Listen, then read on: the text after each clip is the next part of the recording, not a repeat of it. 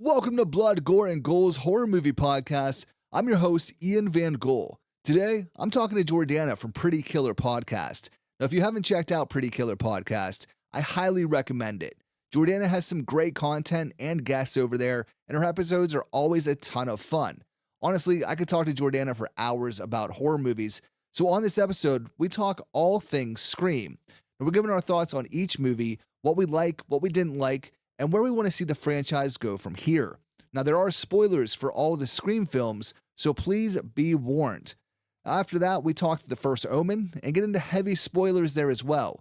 We wrap up the episode on a bit of a rant. And we try to keep things, pretty positive around here, but sometimes you just have to vent about movies, studios, and content creation as a whole. So I'll post the timestamps in the show notes so you can see what we talk about, when we were talking about it, and you can avoid any spoilers, that you don't want to hear. So, with all that being said, let's get into it. This is episode 37, the Scream franchise, with Jordana.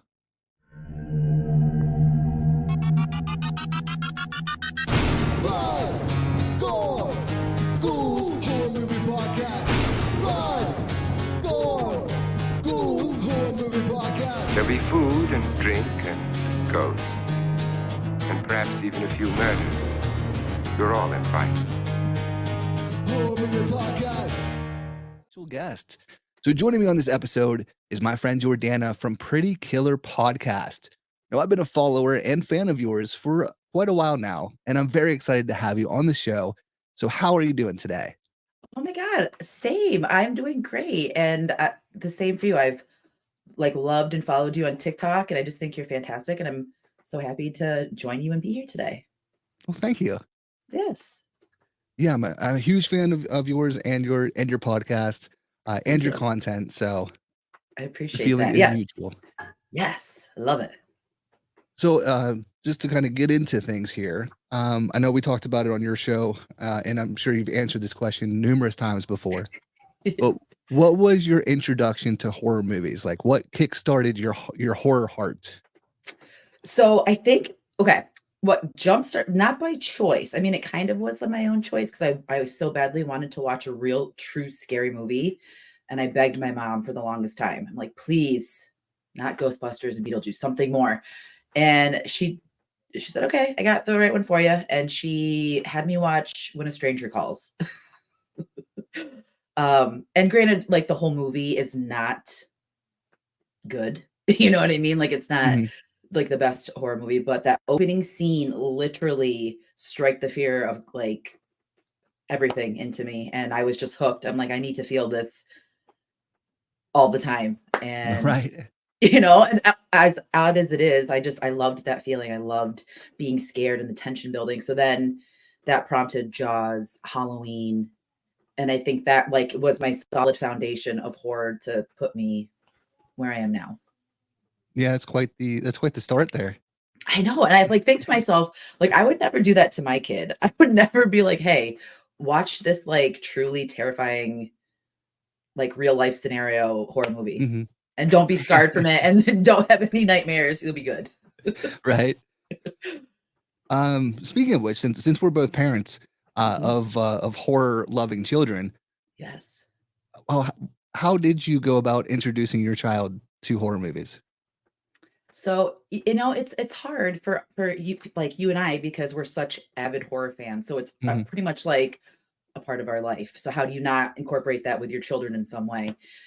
It was a very slow process because I didn't want to push it on her. I kind of wanted to test the waters out. So I believe we started with something she saw Jaws and she cried at the end when the shark was blown up because she felt bad for the shark. Right. And then it kind of turned in as she got older, she would watch Chucky with me and Scream, and she loves Art the Clown. I never showed her Terrifier, but the scenes that she's seen of him just being goofy, the sunglasses scene from 2, she loves it. And now she's going to haunted houses with us. She went to Halloween Horror Nights for her first time in 2022. So she is a young horror fan. That's awesome. Hell yeah. Yes.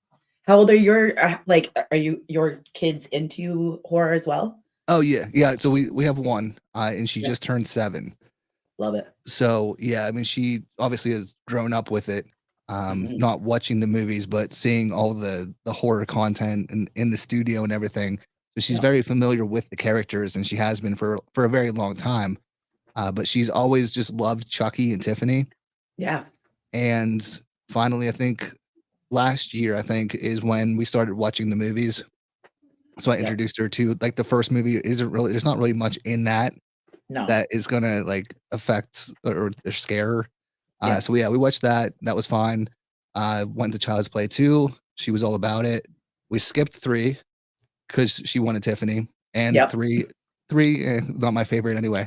Yeah. So we went to Bride of Chucky, and yeah, she was all about it. So that's where we left off. We need to finish the series. Yes, that's But yeah, awesome. she hasn't watched a whole lot of horror, like like full on movies. Mhm. But she'll sneak peeks of when I'm watching them and whatnot. So I yeah, love she's it. all about it. It's nice that they, you know what I mean? Because if she wasn't, I would never, I'd never push it, and I wouldn't like, Right? Yeah. have her go to like haunted houses and do that stuff. But she, like, I was screaming and she was walking right ahead. She's like, "You guys are wimps, come on!" And I'm like, "What?" No, that's awesome. I Yeah. love that. Gives me hope for the future. Oh, it'll happen. 7 Right? is that like that brinking age, that she's already wanting it. She's gonna Hmm. as she gets older, and you'll have those like first time experiences. Like it's so cheesy to say, but her watching like Scream 2 with me was so amazing to watch it together Oh and yeah, have that moment like passed on with your kids. So yeah, absolutely. Yeah, I can't wait to go through the all the movies with her in the yep. future. To be awesome. So yeah, so a few weeks back, you were kind enough to have me on an episode of Pretty Killer Podcast, and it was an Yes. absolute blast. And we talked about our favorites through the decades. Yep. So through that episode, it became very apparent that we both have a lot of love and respect for the Scream franchise, but we're also not afraid to call it out on its bullshit. Yes. So I thought it would be a pretty fun time to take a deep dive into all 6 Scream films and briefly go into each one and see what works and what doesn't work and our thoughts and feelings for each movie. So for all of our listeners and viewers, there will definitely be spoilers for each and every one of the movies. Yes. So if you're not caught up on the Scream franchise, please pause this now, download the episode, watch the movies, then come back and enjoy our deep dive into Scream. Mhm. So, kicking it off, 1996, Scream. What is your initial? Do you remember watching it for the first time? What was your thoughts, feelings on the very first Scream movie? Okay, so I just want to like put this into perspective. I was 10 when Same. when the movie came out, and I so badly wanted to watch it. So I begged my mom. She's, okay, well, go ahead. So I rented it, and she was a travel agent. She had a little TV with a VCR in it, and I watched it after school, and I had to stop it like mid Casey Becker scene because I was like looking around. I was so scared in the best way possible. And I was like, oh, the first time I saw Ghostface go by with his mask, like my heart was pounding, adrenaline. Then you have the opening scene, and I mean, I was hooked. It's undeniably one of the best slash movies ever made.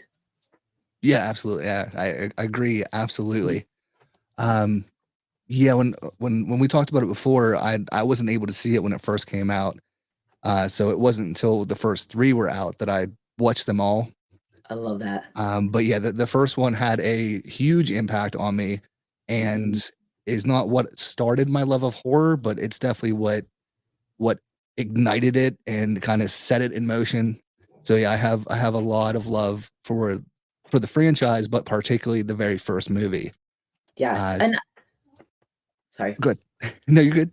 I just feel like it's such a solid, like, for a lot of horror fans, Scream did that for them, you know? Mhm. It's like a united front that Scream was just, whatever age you were or wherever you were when it came out or after, you know what Scream is. Absolutely, yeah. Yeah, and yeah, so it has the iconic opening with Drew Barrymore, who initially was cast as, Sydney and turned that down, to have the opening role of Casey, to kind of throw everybody off, and, I mean, I don't know about you, but when I initially had watched it finally, I knew who Drew Barrymore was, but Mhm. it didn't have like that impact on me. Like probably because I wasn't, really old enough to be like, oh, this is probably the biggest star in the movie, Right. and then they're killing her off in the very opening scene. But I do appreciate it now. I Definitely, think still hits. oh, definitely, yeah. I think that that was a smart move by her Mhm. to I mean, maybe it was, maybe it wasn't, but, like, I think the casting was perfect, so it the way that it fell that Nev got it or got Sydney and had Drew as the selling point, and I hate saying that, but she was such and I didn't realize how big she was either because everyone was like, "How dare they kill off the biggest star in the movie?" Right. And I love that because that just shows, like, that, Wes was willing to take risks, just that impact that that had. Like, how dare they kill Drew Barrymore in the most brutal way in the opening scene, Absolutely. you know? Yeah, yeah, and I mean, even watching it now, knowing the star power that Drew Barrymore has and had at the time, Yeah. uh, it is, it's still effective, and I could still appreciate what they did with it. And it's probably the best opening of any of the movies. 1,000%. It's so good. So is there anything about the first movie that you're not a fan of? Anything that stands out?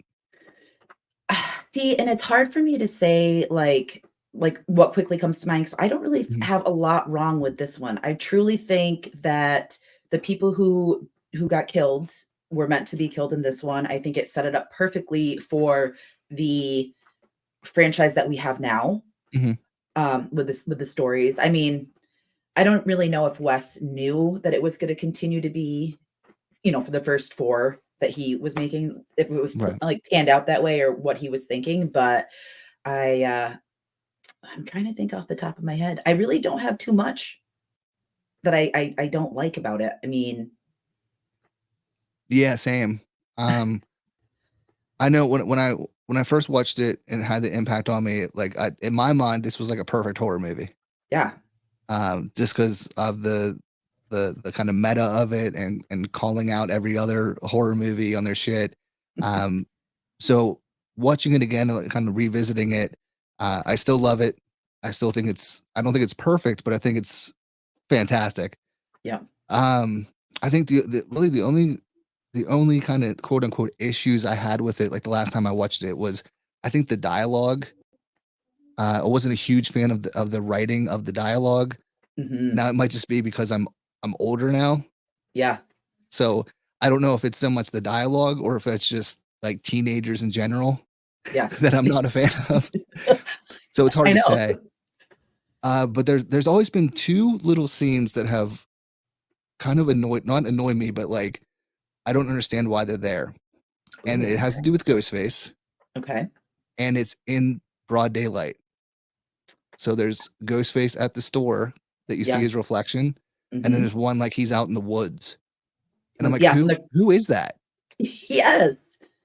Because, like, there's never an explanation of who it is, and obviously, this was the first movie, so it wasn't like they were putting things in there for sequels. Because I know a Right. lot of people have said, like, "Oh, it's Roman." Sure, maybe, but this is, Oh. like, if we're taking the sequels out of it, just thinking about the first movie, Yeah. it doesn't make sense of who that is, why they're in broad daylight, and why they're just, like, creeping around for a second. I know, and I love that you say that because I don't feel like we get that much throughout, so what was the purpose of that? Because it is kinda random, like, they're talking about, you know, Sydney not giving it up to Billy and, Mhm. his penis doesn't deserve you, and then there's Ghostface in the it's like, "Okay, Yeah. cool." Like, I think it would've been cool if something would've been executed in daylight, like, not having, like, Tatum die, but maybe some, like, random person I don't know, but like you said, Yeah. if it's in there, have a purpose for it, just don't have it be Right. some and I will say too, I didn't realize that people were saying that that was Roman. Mhm. Yeah, after Oh. after 3 came out, yeah. They were You saying if that it was him lurking y around? Right, yeah, because then it would make sense that there's, like, a 3rd killer, even though that would be the only time that we see him before I know. Scream 3. just those two random like second long images. Yeah. But yeah, it's just it's always been one thing that like if I were able to ask Wes from beyond the grave a Yeah. question like why what is this, what's the purpose of these two little scenes, because I'm confused. I know. Well, I'm glad that you said that because yeah, and they always stood out to me too. Because I'm Mhm. just like, why are they like they're talking about a serious like subject matter when Tatum and Sid are having that discussion about, the rumors and everything. Right. And then that happens. It's kind of like, Yeah, it's just so odd. I Like agree. it's just a small little annoyance of mine.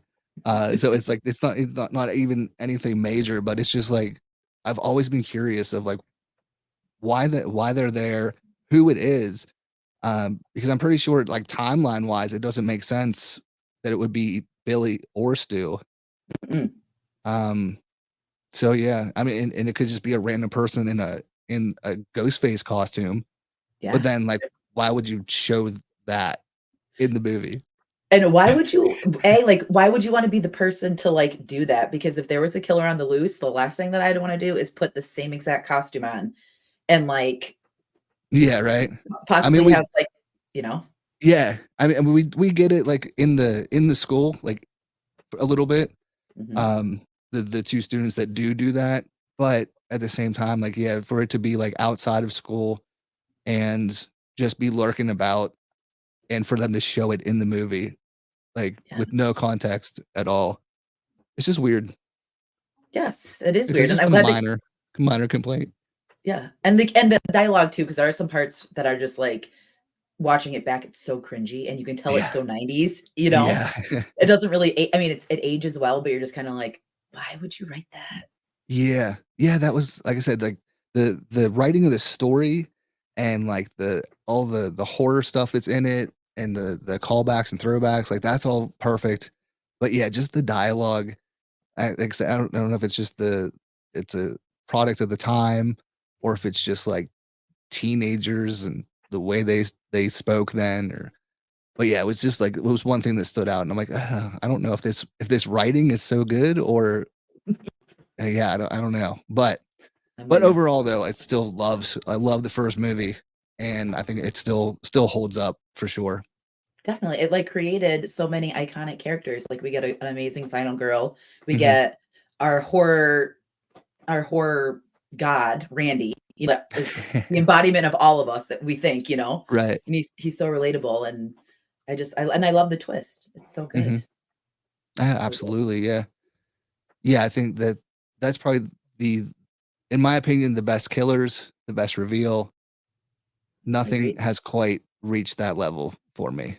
No, because I feel like it was so unique at the time, and then we do like, the further that we go on and talk about the rest of the movies, there are some reveals that Mhm. like, we'll obviously get to them that had an effect like, "Oh, shit." Mhm. But Billy and Stu, you know, top Yeah, nothing notch. beats the OGs. Can't beat them. So, the next year, 1997, we get Scream 2. Yes. So, do you remember what are your thoughts, your opinions on Scream 2? That one goes back and forth with 1 for me. When people ask which one is my favorite, I will not lie and I go back and forth because I got to see Scream 2 in theaters, Oh, okay. Hell yeah. and that was such and granted, it wasn't packed, there was, like, hardly anyone in there, but being 11 and loving Scream and then having such a opening scene like that was Mhm. 'cause I think Casey's scene is that opening is definitely number 1, but 2 is very, like, not too far behind from that. Oh, yeah. Yeah. Yeah. I think, yeah, it's a great opening. I the only issue I have with it, and it's such another, like, stupid nitpick, Yeah. but is the when Omar Epps it gets stabbed In the face.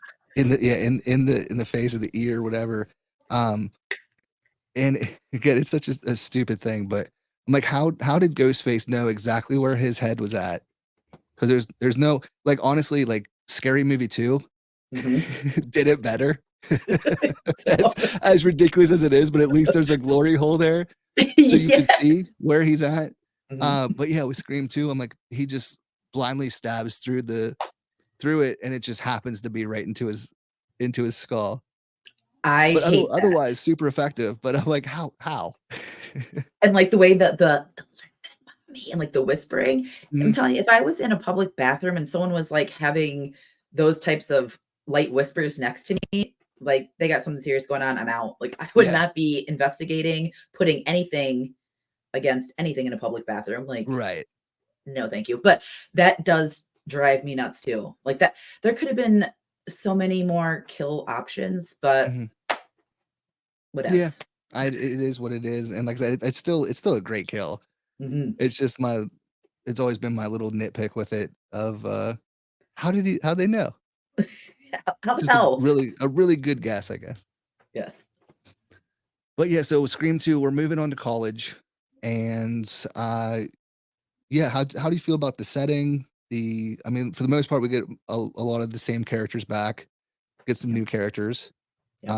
But yeah, what'd you think of the setting and The the setting rest to of the me, movie? I think it's great to transition from high school to college because that's, you especially back then, maybe not so much now, but like that was the thing that happened. Like you Mhm, graduate high school, you go to college. Um, I liked the college setting. I liked the characters, even like the background characters, like even the college girls. I think it fit perfectly. You want to talk about a 90s time capsule, talk about Scream 2. mhm. I just recorded with Dewey Pod Monster and Sean from Dewey Pod Monster made a great point to talk about the soundtrack and how amazing the soundtrack was for this movie at the time because you had everyone like Dave Matthews, Everclear, Cottonmouth Kings, D'Angelo, Master P. It's like the most craziest lineup of people, but the soundtrack fits so well with the movie. Mhm. You Yeah, know, I like agree. it just like kind of fits it perfectly for 97 when you think of it. Yeah. Yeah, I think that at least the first 3 Scream movies have the best soundtracks, Yep, and Scream agreed. 3 soundtrack has always stood out to me. So Love we'll get that. into that when we get into that movie, but yeah, the Yes. soundtrack's always been really, really fucking good with Scream movies. Mhm. Agreed. But yeah, so we're in college, and yeah, the characters, uh, Jerry O'Connell. Derek. And yeah, again, my point with, I wish the timeline was a little different, that we could have the urban legend Scream 2 crossover, Could you that but would be that's a horror movie nerd's wet dream. Like, I that would know, be the right? most amazing crossover. Right. Yeah, I won't get in too into it, so anyone listening, if you wanna hear that theory, check out Pretty Killer Podcast in Mhm. our episode, over Yes. there to get the full details of that. Oh, yeah. Uh, but yeah, still that's just another thing that would have been great, but Mhm. alas. So yeah, our killers then are Mickey and Mrs. Loomis. How do we feel or how'd you feel about the reveal and the killers in this one? I I'll admit it, I loved it. I know Mickey was a total, like, background character, but I love Timothy Olyphant. I think that he for me, watching I don't know about you and everyone Mhm. listening, but I never, like, really got the vibe to watch out for Mickey when I watched it. I just thought he was gonna be a kill later on, kind of down by, like, the 3rd act. Mhm. Because he was part of the friend group, so I'm like, "Okay, he's gonna be there and then killed somehow before the last act." So seeing him revealed, I was like, "Okay." And then when he explained that he's just a fucking random serial killer online on Yeah, the right. classifieds, I was like, "Alright." And then I liked Mrs. Loomis. I don't know, I guess it's like a family thing because I Mhm. dig the family timelines of, like, everything that goes on, but I liked it. Yeah, same. I love Timothy Olyphant Mhm. in the role of Mickey. I mean, I love him in pretty much everything, but Yeah. especially in this, I agree. Trying to remember like how I felt the first time I watched it, but I'm pretty sure I was surprised by the reveal. Yes. Um, and yeah, and Mickey was like he was just I think I'm trying to remember I how I know. felt about it, but he was just kind of like the asshole. And Mhm. but like yeah, nothing really stood out about him. But then once it's revealed, he goes like full on like crazy mode, Yeah. uh, which I really enjoy that. And I kind of feel the opposite with Mrs. Loomis, Mhm. because she's just kind of like whatever the whole movie, and then it's revealed who she is, and then she just goes like she goes full on like nuts mode, but it didn't quite work as well for me as Mickey. I could see that. But I mean, overall, I mean, with 6 movies now, it's definitely not the worst reveal for me. And that's what I kind of compare it to too. Now that we have 6 installments, I'm like, Mhm. honestly, like it's not bad at all. And you're right though, she was a little overkill. Like granted, I don't know how I would feel in that situation but like she abandoned her family. Right. So understandably, like you're pissed about Sydney killing your son, but you kind of like abandoned your whole entire family. So why the hell are you so angry and now seeking revenge? Like that's a Yeah, question of mine that I kind of had. right. Um, Yeah, that one that's a good point. Um, you know, yeah, I mean, for the second movie, it felt a little kinda shoehorned in, like, they weren't quite sure where to go with it, so, like, "Oh, Billy's mom." But I think it still works. I don't know if it's the character of Mrs. Loomis or if it's Laurie Metcalf's performance, but, right? yeah, it's just like, when she goes crazy, it's a little too over the top for me, and Like I'm thinking it's probably Laurie's performance. So yes. if it had been a different actress, I would probably enjoy it more. Oh my god. Every time, I'm sorry. I'm so sorry It's to your okay. ears. You're good. Um, but yeah.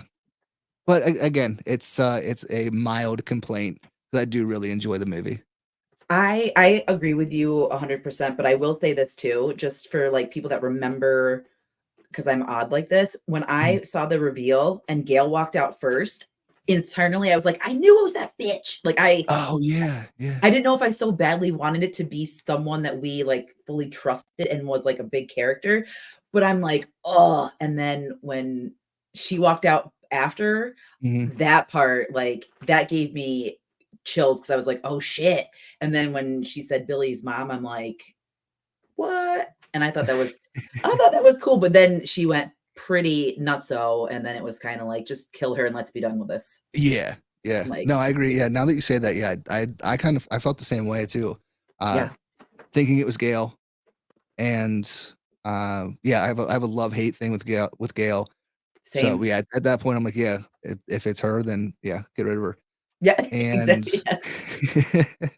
Yeah. and then, yeah, once it's revealed as Billy's mom, yeah, I think it's just her performance. To be honest, I'm pretty sure that's what it is. She went from chill to way over the top Yeah, and in an instant, and it didn't quite work for me. But no, I no issue with the movie itself. I still love Scream 2. Scream 2 has some of the most amazing chase scenes, like Mhm, Cece's chase scene, the cop chase scene, Gail and Dewey, when we all thought that, Dewey died, that was emotional. Like, I think I was more emotional for that scene, even though I knew, like, he lived, but mhm. in that moment compared to what happens in 2022. Right. So, Yeah, I mean, like Dewey dies in every movie. yes, he does. He's like a cat. He really is, yeah, for Damn. sure. Um, shit, there was something I was gonna say too with Scream 2. Oh, and we get the death of Randy, unfortunately. It's so sad. And I hate it. I'm not sure how Mrs. Loomis pulled that one off. And it's another classic case of how did this size person, because I Right. think you know who I'm alluding to in the other friend or the other Yeah, yep, movie. How the yep. hell did they take out 2 grown men? Yeah. And but you know what? I loved Randy's dialogue. Him just like not giving a shit, just putting it Mhm. out there like whatever, go cry about it. Um I love Jamie Kennedy in Scream 2. I wanted him to be my boyfriend. When I watched it, I was like, "Oh my god, I want to date Randy." Like, I loved him. And then that's what I think I love too about Scream 2 was they are ballsy enough to kill such a big character because everyone Right. loved Randy. And then that's when I was like, "Oh shit, all bets are off. Like this is Yeah. gonna be intense." And it didn't disappoint. No, no, not at all. So And arguably that was the last time that Scream had balls. yes, because no balls present in the other ones. No. Oh, But yeah, no, that was definitely it was definitely like an "oh shit" moment.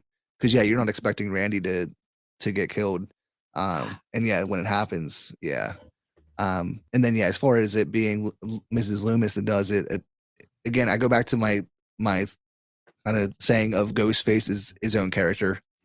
So regardless of who's revealed to be Ghostface, like it's just Ghostface Right. throughout the movie. Yes. Because if you try to like narrow it down and figure out who's doing what kill or what kill and what murder, like none of it makes sense It doesn't. usually. Mm-mm. So And did Wes not think like we were not going to pay attention? We're horror fans, and like you make yeah, such a right. good movie. Do you not think that we're going to try to connect the dots just to make sure everything's plausible and like that it fits? Because as time goes by, he lets a lot of things just kind of fly under the Yeah, radar, you yeah, know? yeah. And there's no like we can't really excuse it because it was Wes that directed the first four. Yeah. Kevin Williamson wrote. I'm pretty sure he wrote the first four. Yeah. So yeah, I don't know. It's very annoying. And it makes me almost like wish that it never happened because it just doesn't make any sense. But Mhm. I mean, at least we kind of get to see him a little bit in 3. Yeah, yeah. So yeah, speaking of three, in 2000, Scream 3, and we're off to Hollywood. Mm. So we get Cotton Weary, the most that we've gotten of him in any movie, and he's the Mhm. opening kill. And my heart shatters again. My heart It shatters again did, because I love Cotton so much. right? Yeah, it was I such an emotional like arc because like at first Mhm. the small snippets we get of him in the first movie, like, oh, that dude did that shit and he's a scumbag and we don't like him. Yep. And then Scream 2, we're like, okay, I think he's good now. Yep. And then maybe towards the end, I don't know, he might be bad. And Yep. then nope, he's good. And then yeah, we get Scream 3. He's doing things. He's got a fiance or wife. Like Yep. everything's good. And nope, Cotton Weary down.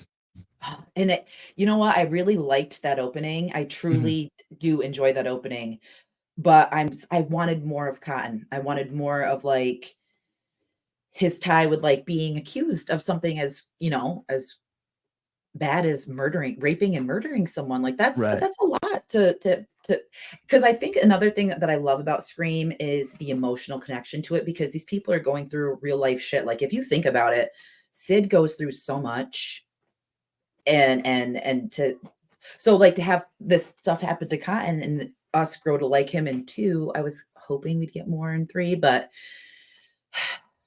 nope. Yeah. It's done. So I guess I was a little premature in saying that Scream lost its balls in 2 because they Yeah. did start off with that in 3, so that's my Yes. bad. Uh, but yeah, so yeah, after that opening, yeah, we're in Hollywood. We have the filming of what is it, Stab 3 or Stab Yes. 2? Stab 3, Stab is it stab oh my god, now that you said that. right? I It's think it was Scream 3. I think it's Stab 2, yes. Yes, you're right. maybe. If not, someone will yell at me. It's fine. Yeah, we'll get in the comments. You say you're Yeah. Scream fans. No, just kidding. But yeah, I love the setting. I do remember watching this one for the first time, and Mhm. in that opening when we're getting all the different voices, and then it's revealed that it's Ghostface that has like a new voice changer that he can mimic other people's voices, and I was like, oh fuck, like this is a game changer. Like Yes. I loved it. I Me know, too. and watching it now, being older, like it doesn't make a whole lot of sense, but it doesn't have to because I Exactly. loved it. Because yes, and if you look at things now, some of the things in the newer ones don't make sense, but Oh no. I am an avid 3 lover. I stick Mhm. with my guns, and I shouldn't say this now because obviously we're progressing, but I would have been happy if stuff ended at 3. I love 1, 2, Yes. and 3. I think that would have been a solid trilogy. I love these movies so much. So, um, yeah. Yeah, yeah, absolutely. Yeah, so with this one, originally, Stu was supposed to come back. He was gonna be the Yeah. villain of the movie, having survived his death from the first movie. He was the Mhm. mastermind behind a plot of new killings from prison and then targeting Sydney, but the idea was scrapped due to the Columbine High School massacre incident. And this was all said by Matthew Lillard in an interview at some Yep. point. So how would you feel about that if Stu had come back for this one? I don't think I would have minded it because I really liked Stu. I know everyone was team Billy in Mhm. one, but I love Matthew Lillard and I love Stu as a character. Um, I don't think I would have been upset if that would have been the killer reveal, because wasn't it supposed to be him and then Angelina was the one that was actually doing the killings, if I I remember w correctly? Yeah, I know she was a part of it. Yeah, I don't know if that was with the Stu story or a different yeah. because Um, in the first couple, there was like a lot of switchings and a lot of mhm. alternate possibilities. Because I forgot to say that in 2, but in 2, Derek and Hallie were supposed to be the killers Yeah, that's right. originally. Yeah. So I'm always curious how those movies would have panned out if we would have gotten what we were supposed to be given. Mhm. Like would it hit the way it did? Would people be happy with it? Yeah, it would be fun to kinda see, yeah, kind of like each timeline of all the different changes. Like if Yeah. Drew Barrymore had stayed Sidney Prescott, Oh, that would have been so like crazy just would thinking would about it that. be would have it played out the same way? Yeah. Would we be up to Scream, 7 at this point?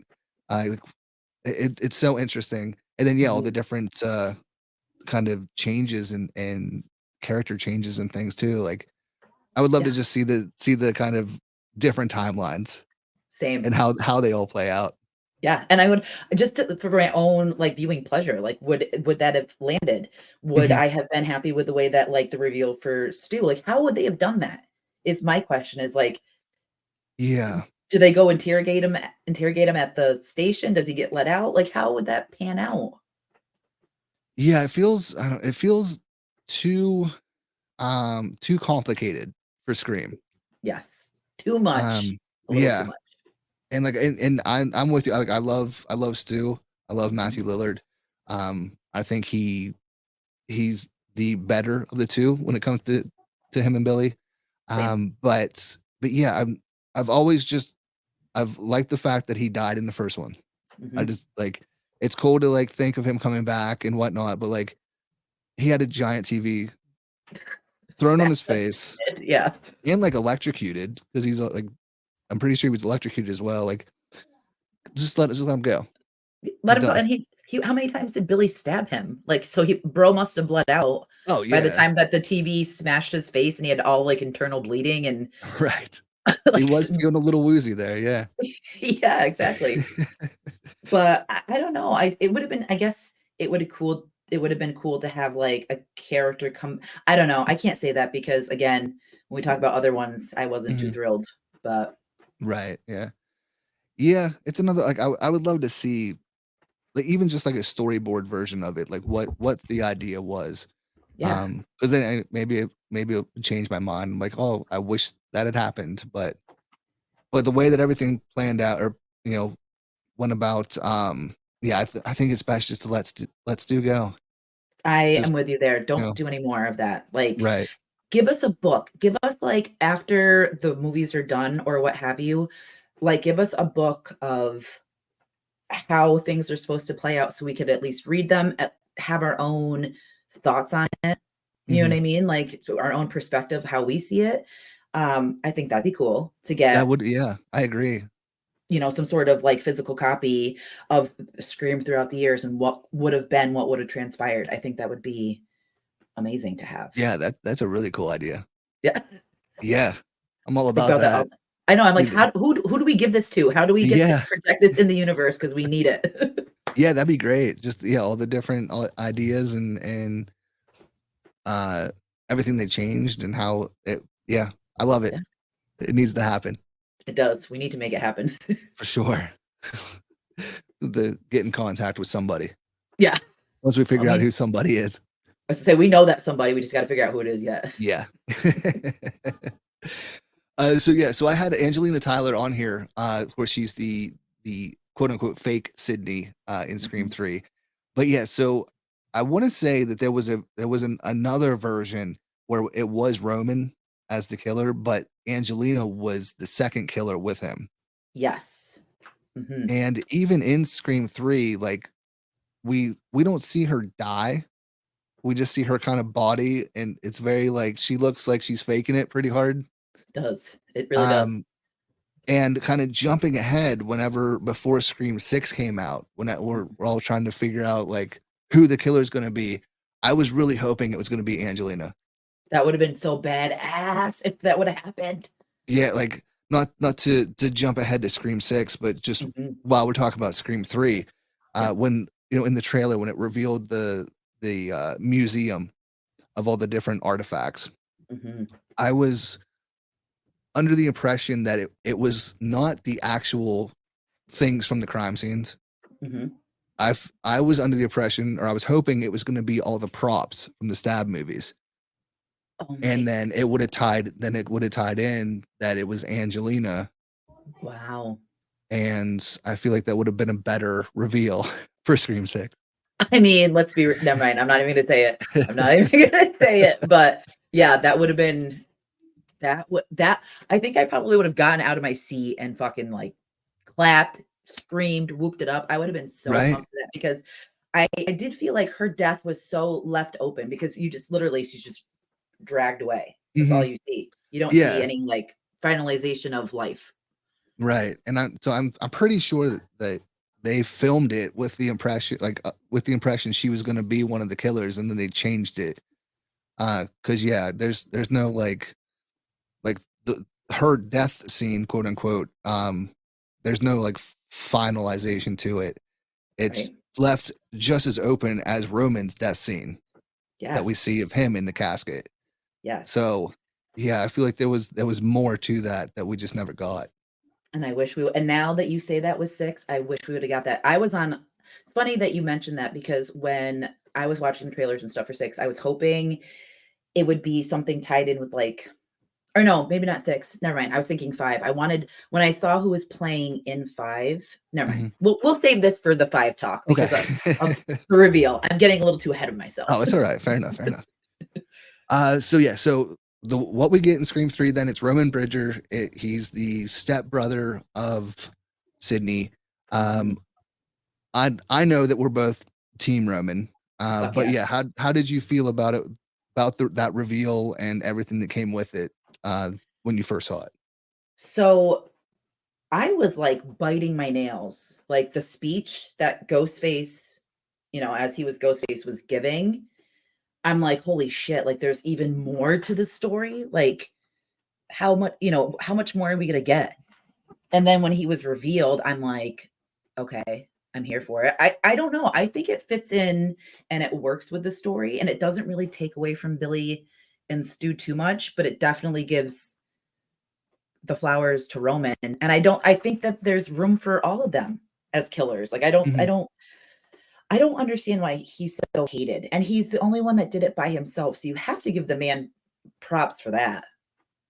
Yeah, for sure. Yeah, it was another oh shit moment. Yeah. Once it's revealed that it was him, who he actually is, his the reasoning behind it. And yet any other movie where if this was part 3 in any other franchise and it's revealed that somebody was behind the killings of the first movie, that we haven't seen this person for the first 2 movies. I probably wouldn't feel the same. It would probably be like that doesn't make sense type moment. But with Scream 3, at least for me at the time, and since it just works. Like I'm with you. I can't really complain about it. I can't either. I loved it, and I think what I love so much about it is at the end we get the vulnerable side of Sid. You see her like holding his hand, and you see her like, I don't want to say like she understands, but I feel like she kind of gets it. Like obviously she doesn't want to be targeted. Obviously she wanted nothing like this to happen to her.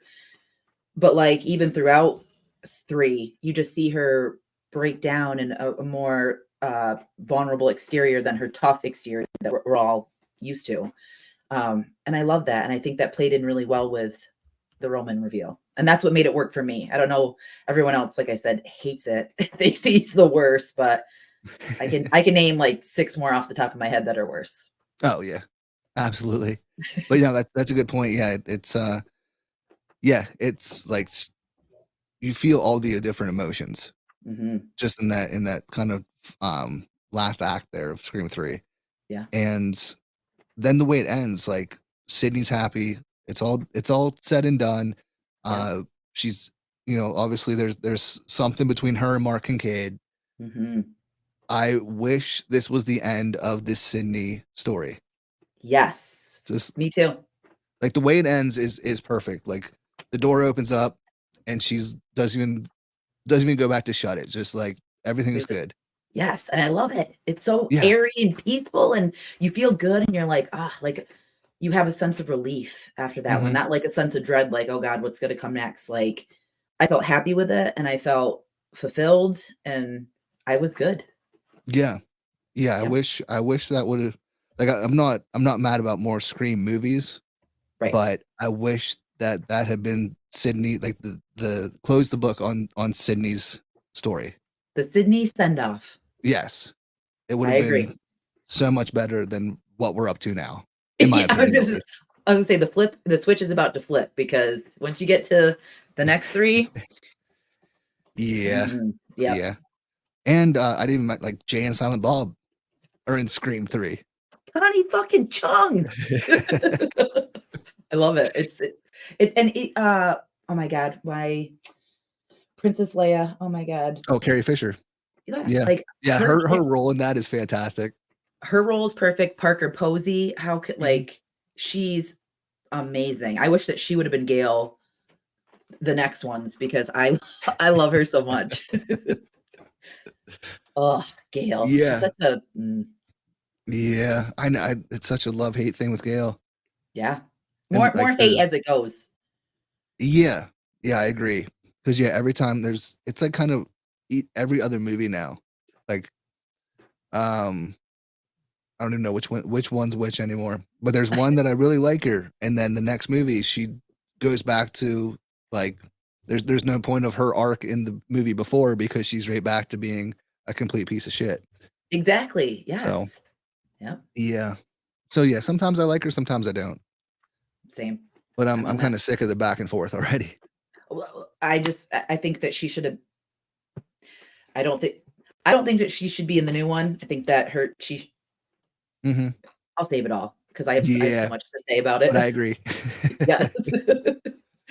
So 11 years later, we get Scream 4, the final Scream movie directed by Wes Craven before his Mhm. passing.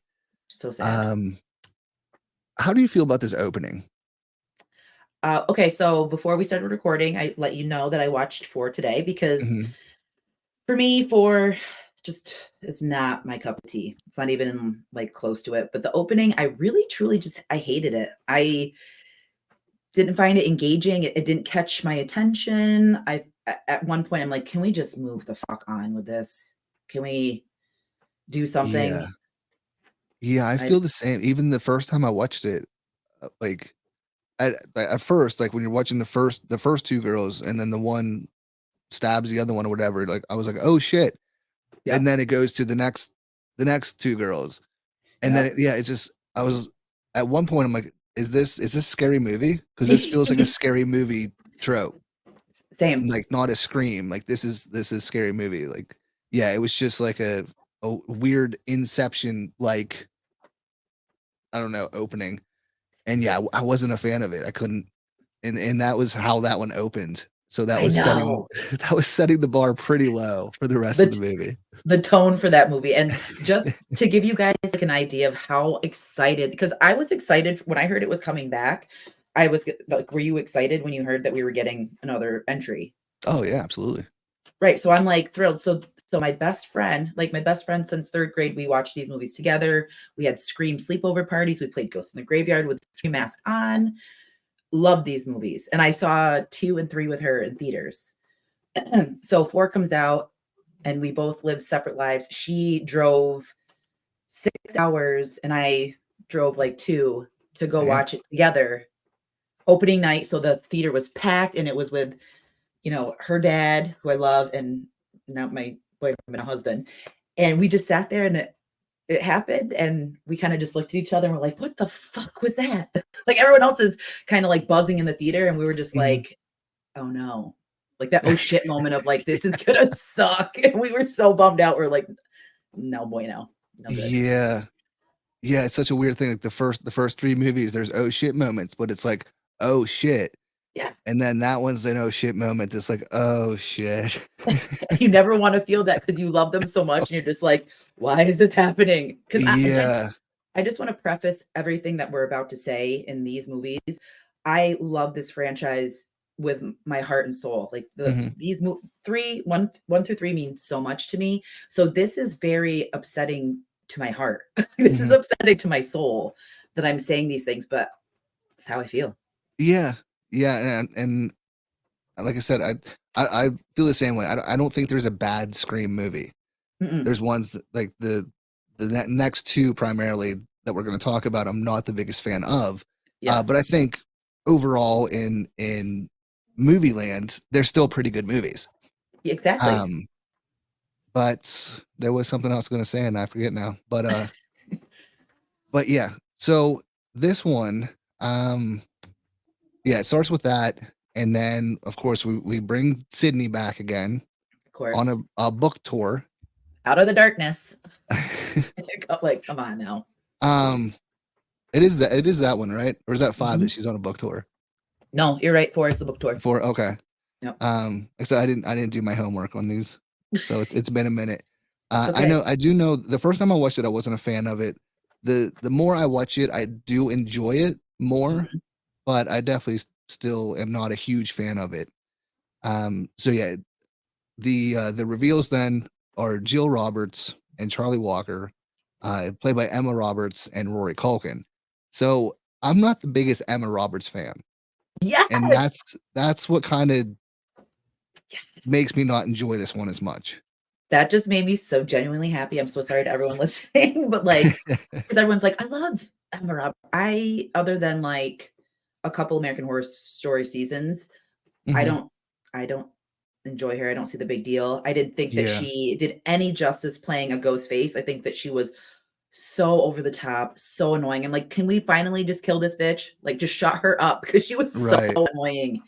I did not see the appeal or the Yeah. grandness of it. Yeah, I don't know if it's her. Like, I think she's a fine actress, but I don't it's either her that I'm not a fan of, or it's every single character that she plays. Because I Hmm. think there's, like, the Black Coat's daughter is probably Yep. the one of the only movies that I actually like her in. Mhm. Um, because yeah, this one didn't work for me. Most of her characters in American Horror Story, I'm not a fan of. Um, Yeah, so there's yeah, I some don't I that don't it's know just if like, it's yeah, it's just like that maybe it's just that Roberts, like, arrogance. yeah, yeah, it's because there's this, Maybe. it's like a sense of entitlement. Like when I see her and a lot of the roles that she plays, I feel like she plays like a spoiled child. Mhm. And I just, Yeah. and it's those because there's like spoiled kids like Dandy in American Horror Story that I love. Oh, Like yeah. he's Yeah, absolutely, yeah. spoiled and entitled, but he's a killer, but he's awesome. Then you have Yeah. her, and you're just kind of like, Yeah. I don't really see too much. And like even so bringing her up and like with Kirby and like no shade to the girl that plays Hayden Panettiere or whatever Mhm. to playing Kirby, but I didn't see what the big deal was about with Kirby. And I know that she was supposed to be like the female embodiment of Randy, but it felt forced. It just felt weird. So like all these big stars and all these big names that people love in Mhm. for it, it didn't hit for me. I wasn't a fan of. Yeah, yeah, same. Yeah, Hayden for the most part, I do like her as an actress, but yeah, Mhm, her character, yeah, of Kirby, like, it didn't have that same effect for me either. mm-mm. It felt more like a not like a rip off of Randy, but I don't know, it didn't have the positive effect that it had on a lot of other people. I felt like Randy was natural placement, right? Wes Mhm. created him as a character and it felt very natural. And Jamie Kennedy, played it very well. I Right. felt like it was just kind of like, okay, we have to have like this was the formula that worked for Scream and Scream 2 and like the first three. So we need to have this in here. We need to have someone portraying this and we have to do this. And I felt like maybe this one he should have taken a different take altogether. Maybe like with Mhm. the characters or maybe with like the character reveal or the motive. It would have been cool to have something completely different and not the same that we've seen throughout. I don't know. Yeah. Yeah, I feel like starting with this one is when Scream starts to become what Scream is calling out in the first place. Yes, and I felt that too. Yes, Yeah. very Um, much so. because yeah, I'm trying to think. There's not a whole lot that stands out to me in this one, that I can even think of right now. So I watched it today. There was one line that stood out to me, and it was between, and I'm gonna butcher it, but it was between Sydney and Ghostface, and he said something about, "I'm gonna slit your eyelids so you can't blink when I stab you, and you die when I tell you to." And I was like, "Oh shit!" I'm like, that was kind of brutal. But that was the only thing that stood out to me. Like even the kills, there's nothing Mhm. memorable. I know the one girl that gets killed in the bathroom or in the bedroom, like a Nightmare on Elm Street kind of style, Oh, okay. Yeah, yeah, yeah. That's right. with like the blood Yeah. all over and like her Mhm. guts out. But I mean, it was kind of predictable, and to me, it was just very anticlimactic. And that's where I felt like we see the killers because then all of a sudden Jill shows up, and then all of Mhm. a sudden, Trevor shows up, and it's all these people that you're like, I don't know. It was just, Yeah.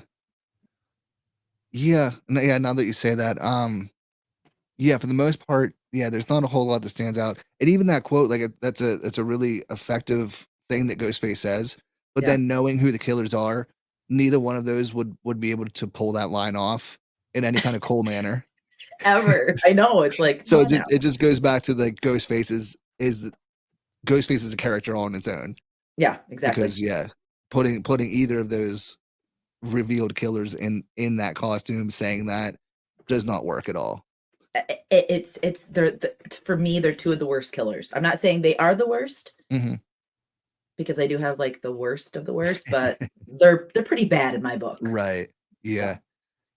Yeah. Then we get to the like toward or to the end, I guess. I feel mhm. like the end goes on forever. Yeah, Um, it never ends. I did enjoy the aspect of Jill kind of fucking herself up. Mhm, mhm. I did enjoy that, and but then it kind of drags on that we get to the hospital, and then it's like dragging on and dragging on. Yeah, I did like the what the hell is it called? Things that defibrillator. the paddle, yeah, the defibrillator, the Yeah, shocking her fucking head, like, that was cool. yep. But then again, yeah, like, was that the final time she died, or did she come back again after that? That's like, yes, it kills her, but then she comes back. I think she pops up again. No, Yeah, no, right? Or is that no. it? That's it. That's the end one Okay. because she did pop up again because she shoots Deputy Hicks Yeah. and whatever, and then that was the last one. And then she's face to face with Sid, and then it ends. Okay. Yeah. Yeah. Yeah, you're right. That scene carried on. That ending was so long. And then one positive, because I try to Mhm. find positives in my negatives because I don't want to just Absolutely. completely crap on something, but I mean I will. But when at the end is when she was talking to Dewey about the stab wounds, and she was like, "Oh, maybe Gail and I can write a book together." And then Dewey's telling Gail, and Okay, yeah. when Gail was like, "How did she know that I got stabbed in the shoulder?" And I was like, "Oh, because that's I like those little subtleties of, like we clearly are paying attention, but like didn't expect that to happen." I kind of like that, but again, to who the killer is, Mhm. it falls flat because who cares, True, yeah. you Yeah, know? yeah, I forgot about that too. Yeah, that is a good line. Mhm. Yeah, Yes. there's so many, like, there's a lot of good stuff in 4, but there's not a lot of memorable things in 4. That's the problem. Exactly. Yes. Because yeah, I mean, obviously, like Scream 1 through 3, we can talk about and might not remember everything, but it just takes one of us saying something to be like, "Oh, yeah." Yeah. But with 4 and 5 at least, and probably 6 because I haven't watched that as many times. Mm-mm. Yeah, there's just not as memorable things in them, Mm-mm. which kinda sucks. Sadly, I know it's so sad because like I truly wish that I had such a connection to these last 3 that I did the first 3, but another positive out of the situation is we've gained a lot of horror fans maybe from 4 on, like the Oh younger yeah. Hmm. generation, and I'm happy for that regard because that introduced them to 1 to 3. Absolutely. Um, but again, it's just very sad for Scream lovers like us because I just feel like it's just I feel like we'll never feel what we felt from 1 through 3. So, Yeah. maybe with 7, but even what I'm reading of what's developing and who's in it, I'm like, "Ugh, here we go again." Yeah, I meant to. There's one thing I forgot. I meant to look up like the status of 7. So Mhm. yeah, hopefully you have some info about it because I don't. Yes. Okay. So yeah, that was Scream 4, and then another 11 years later, we get Scream 5. Um, and we still get Sydney Yeah. back still. Yep. So we get Scream 5. We have a little bit different opening with Jenna Ortega, where we don't get a kill. Yeah. So how do you feel about Scream 5? What are your overall thoughts on that one? Okay, so now to preface this one. So when I watched the trailer, the final trailer that we got, because Mhm. I'm very divided on watching trailers. Like, Same. you know what I mean? Like the big franchises like this, we shouldn't even have a more than a 30-second teaser because people are gonna go see it, right? Absolutely. Yep. Also, like Abigail, for instance, with this new one that's out, they should have Mhm. just stopped when the windows were going up and just had like Abigail in red and left it because we would have had a From Dusk Till Dawn moment where you walk in and you're like, oh shit, it's a vampire movie. Right. Yeah. And I think that would have just jolted a ton of people. But so I watched this trailer and I got emotional in my car. I mean, I already bought the tickets. I'm like, "Ugh," I felt like this was going to be the comeback of a good Scream movie. Hmm. And then we get the opening, and I was like, what? Like, what is this again? Like, okay, like I'll tough this one out. And then it pretty much stayed the same the whole time. Yeah. Yeah. I want to say this is probably my least favorite out of Yes. all of them. Yeah. I didn't mind the opening. Like I like when they change things up a bit, so I didn't mind that she didn't get killed in the opening. Hmm. Um, but yeah, the I wasn't a fan of the characters at all. No, Um, I really in this one I really didn't like Sam. at all. Um, I wasn't a fan of the twins.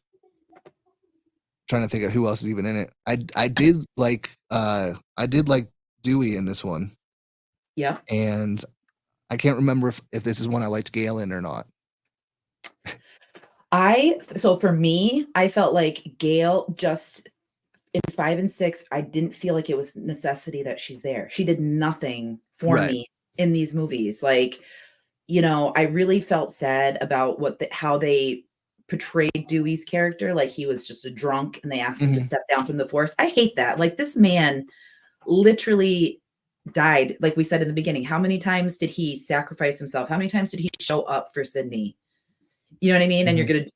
you're gonna play it like, oh, he's a crazy drunk old man, and he like that really pissed me off with the new creative heads behind Scream. Like, don't do Hmm. that to Dewey. Dewey Right. deserves the goddamn world. Yeah. Honestly, it didn't bother me as much Mhm. because I understood it because he lost Gale, and Yes. it was more so that's kind of what, like, as much as he's gone through and he lost Gale, whether it Yeah. be kind of his fault or not. Um, so I didn't mind that as much. Mhm. But I really enjoyed him in the movie, and then up until the his last dumb decision, I'm like, dude, with everything that you've gone through, real you're first of all, you're not gonna just shoot Ghostface right then and there. You're going You're to get away and then go and be like, oh, I need this. I need to do this, and then go back and get fucked up. I that literally, like you just said about the shooting, Mhm. you have chased a ghost face how many years? If I had the opportunity, if I were doing it to shoot someone, he would have Mhm. gotten 3 shots in the head and he would have Yeah, been done. Yeah, straight Like, up. and then as I'm walking up, I would have been like, "Beep, beep, beep, beep, beep," and kept going just to make sure that he was dead. So that truly pissed me off, and I knew what was coming. I mean, Yeah. you knew what was coming, so Yep. you're kind of just like, "Oh, this is really how he's gonna go out." And then when that transpired, I was people, and people I talked to, they're like, I was crying. It was very emotional. I was pissed more than Yeah. anything.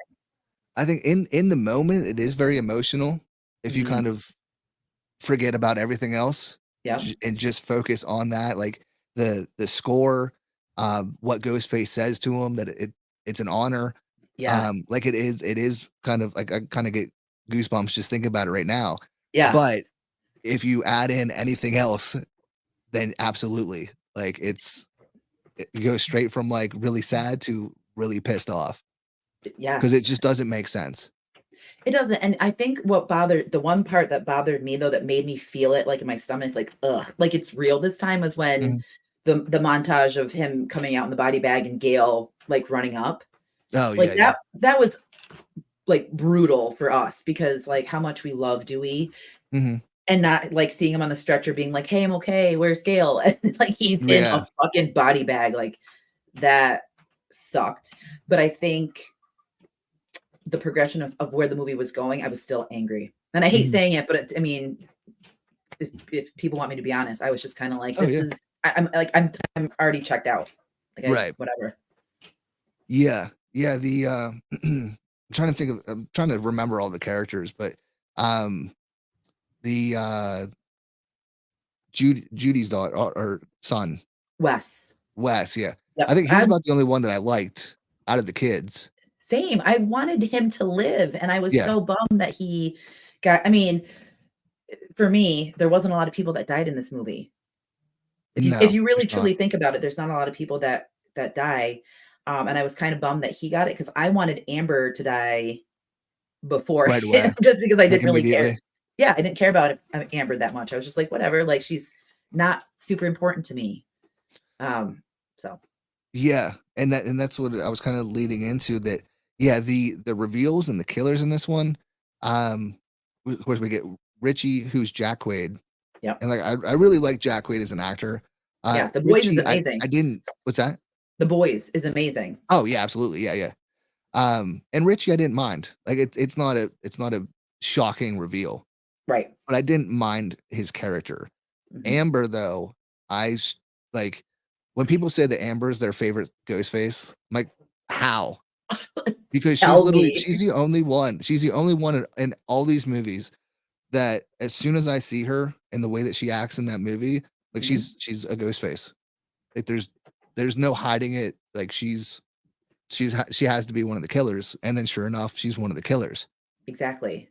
Like, Yeah, I and I couldn't stand her character. I couldn't either, and I when so, okay, Amber, no go for me, but with Richie, now when I saw the promos for Mhm.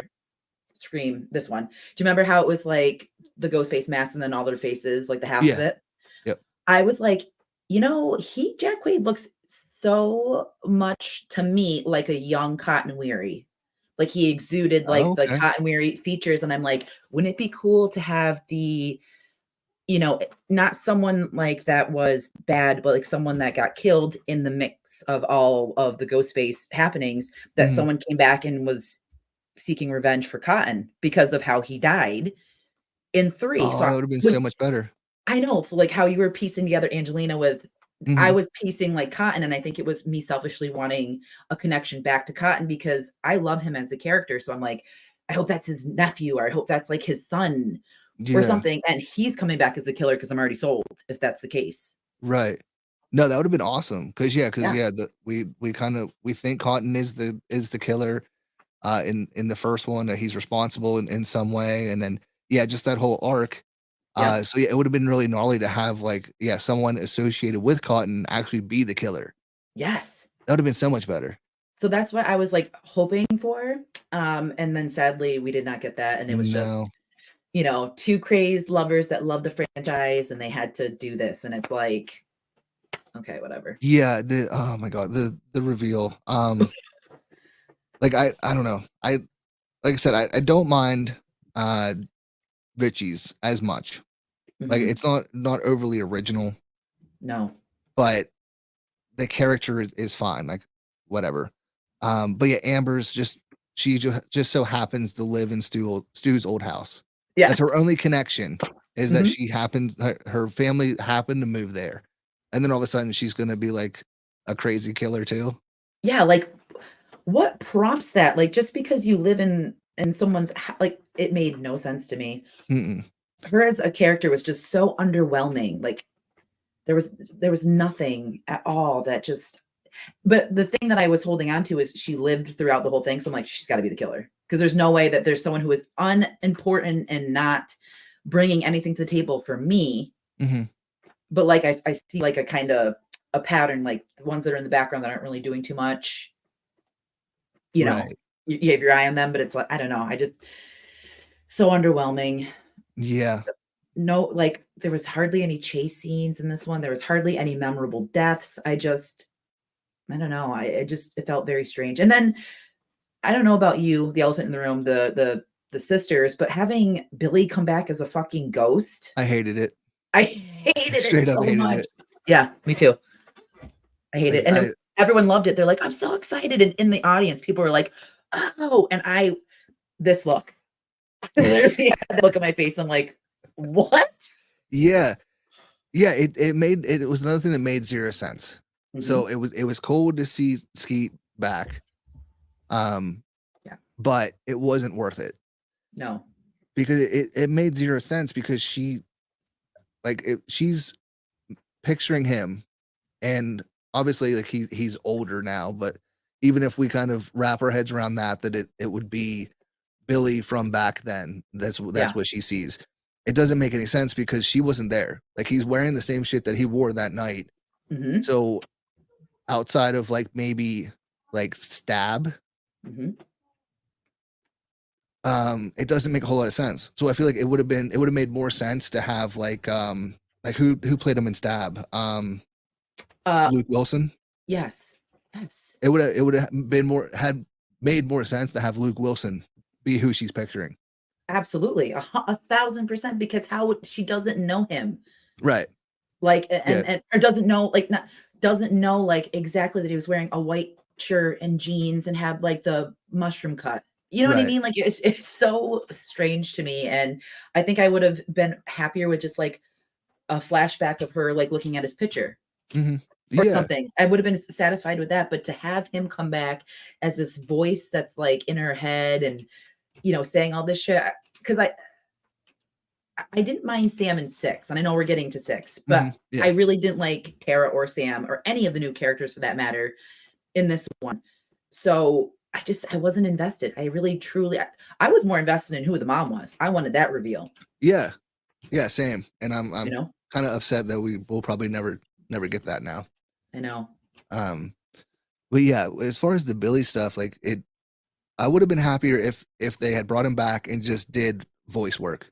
So it was Mhm. just like a voice in her head. The Yes. fact that we see him in, like, mirrors and shit, and it doesn't look right because he's older, Mhm. and it felt like fan service that nobody asked for. It's exactly what it is, and it pisses me off because the fans would want a more believable story, better Mhm. killer reveals, better chase scenes. We don't need to see Billy. We know who Billy is. Right. Have it mean Yeah. something or have it be like that's gonna be,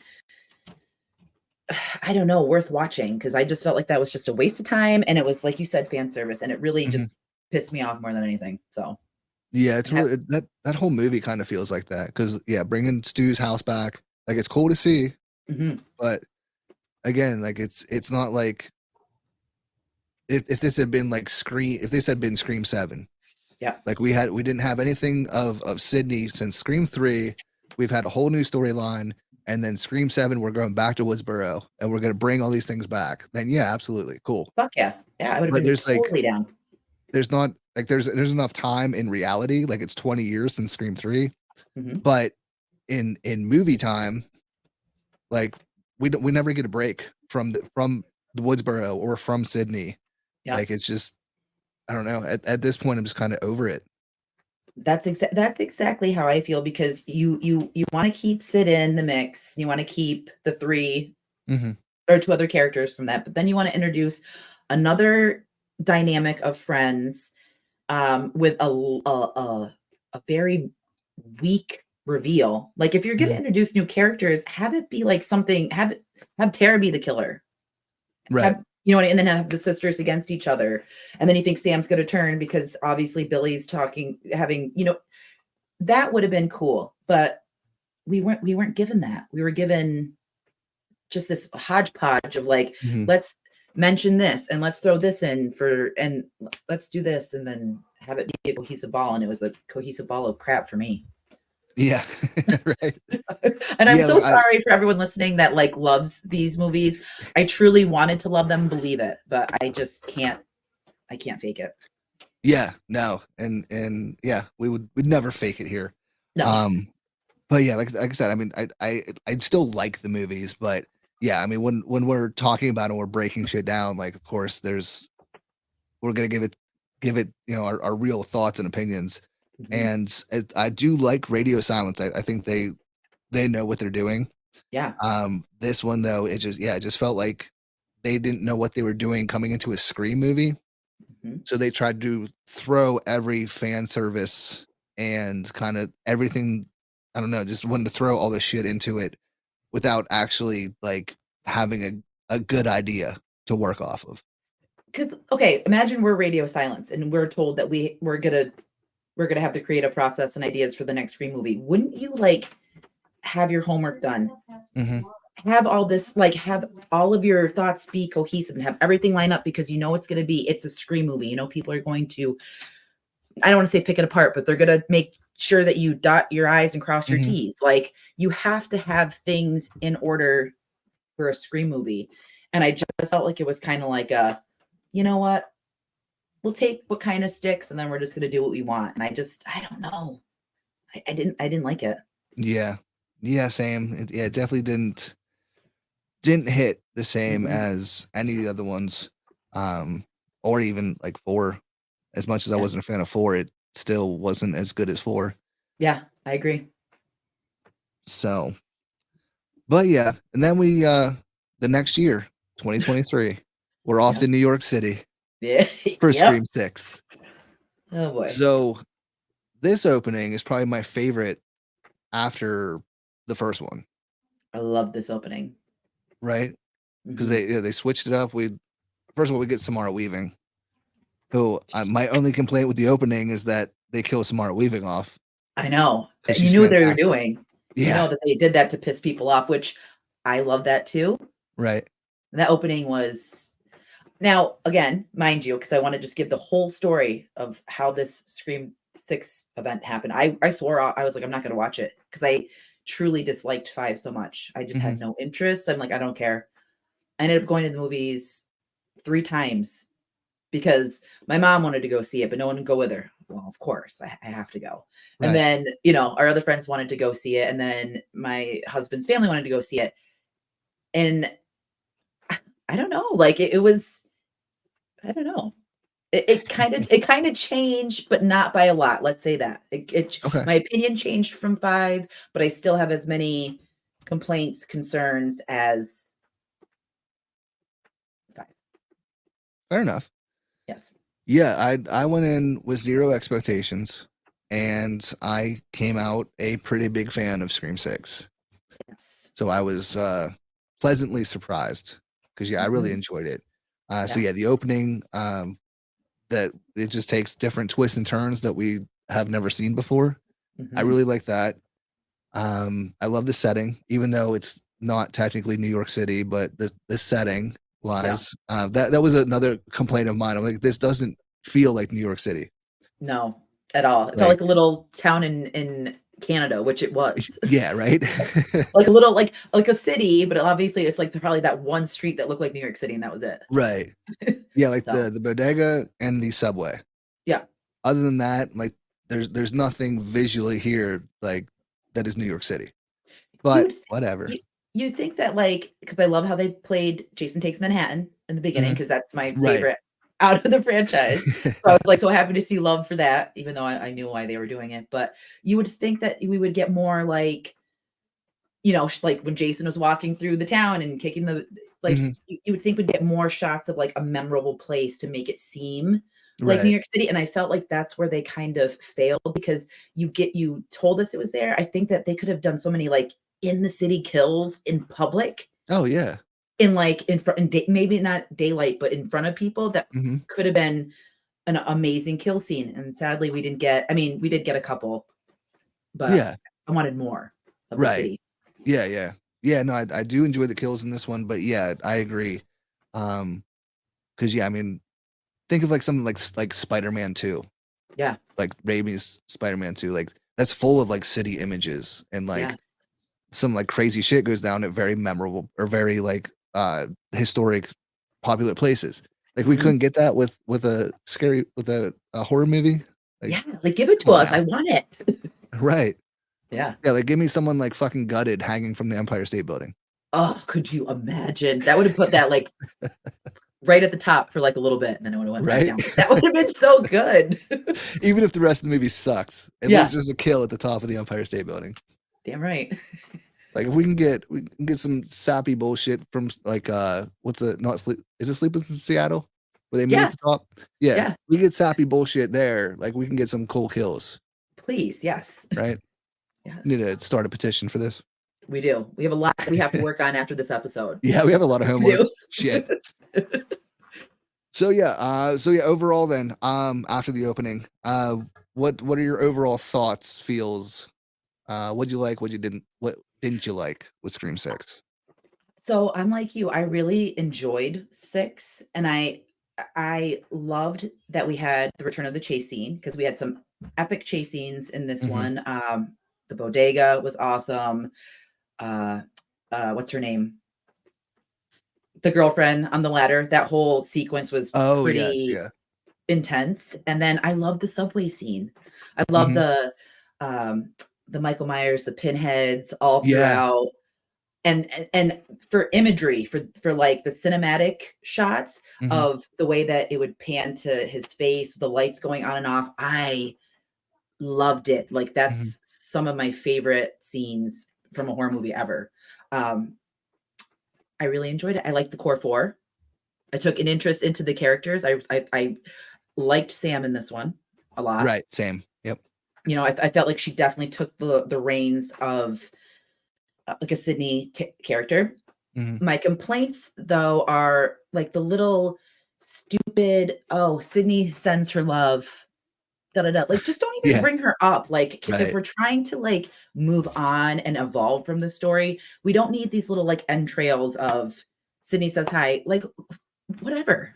Sydney probably doesn't even care about any of these people. She probably wants to be far away from any of this. So, like, Right. we don't need to hear that. Yeah, like, the only person that she has any connection to that's left is Gale, Exactly. and Gale sucks in this one yet again, I Why didn't she? right? The fact that she did not die in Yeah, this one is one yes. of my biggest complaints because her kill scene was pretty cool. Mhm. I mean, I don't wanna say it was, like, the best out of the movie, but it was like a good scream chase sequence. But the fact we have a heartbeat. Just put a pillow over her head and just call it a day. At this point, like, just come on.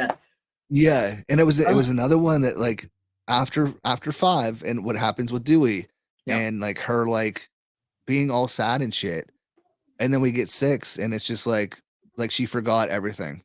Yeah, It's just right back to writing another book and being a complete piece of shit. Like, how many yep. times are we gonna do this? And how many times are we gonna punch her? Because that whole Sam getting up in her face and then Tara comes and punches her. Yeah, There better be no punches in 7 because I will literally walk out of the goddamn theater.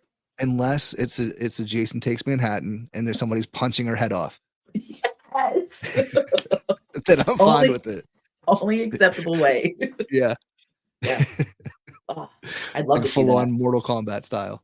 Yep. Finish her. Um, but yeah, so yeah, definitely it was a definite improvement for me at least from 5. Mhm. Yeah, I did enjoy the character of Sam a lot more. Um, I think I liked Tara in 5. I didn't mind her in 6, but I feel like her character was less likable and Sam was way more likable in 6. Absolutely. And the whole like Chad and Tara Hmm. story, like I guess that was okay for filler time because Right. like again, I don't understand why we're gonna focus around that and then like brutally stab him what 10 times by two Ghostface and then he lives. Like what the Yeah. Yeah. That was. it yeah. What, were you annoyed though? Like when every single time these people like get Kirby, oh she's Hmm. alive. Oh Gail gets stabbed, she's alive. Chad gets stabbed 10 times, he's Hmm. alive. How do you live after Yeah. being brutally attacked? Like I don't get it. Yeah. That's my other complaint too. Is yeah, it makes zero sense. Like either let's go balls to the wall and let's just take them all out, Mhm.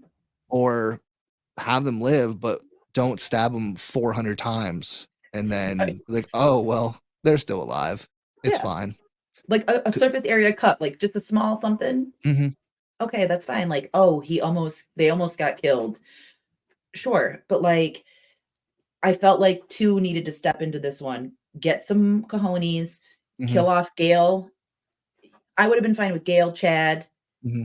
let Kirby live maybe, but I really wanted Gale out, and I really it's not that I don't care about Chad, but I feel like that would also give the impression of all bets are off. The core Right. four is not safe just because they're main characters.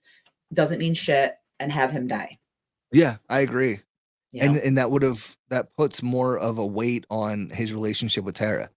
exactly, Like, exactly.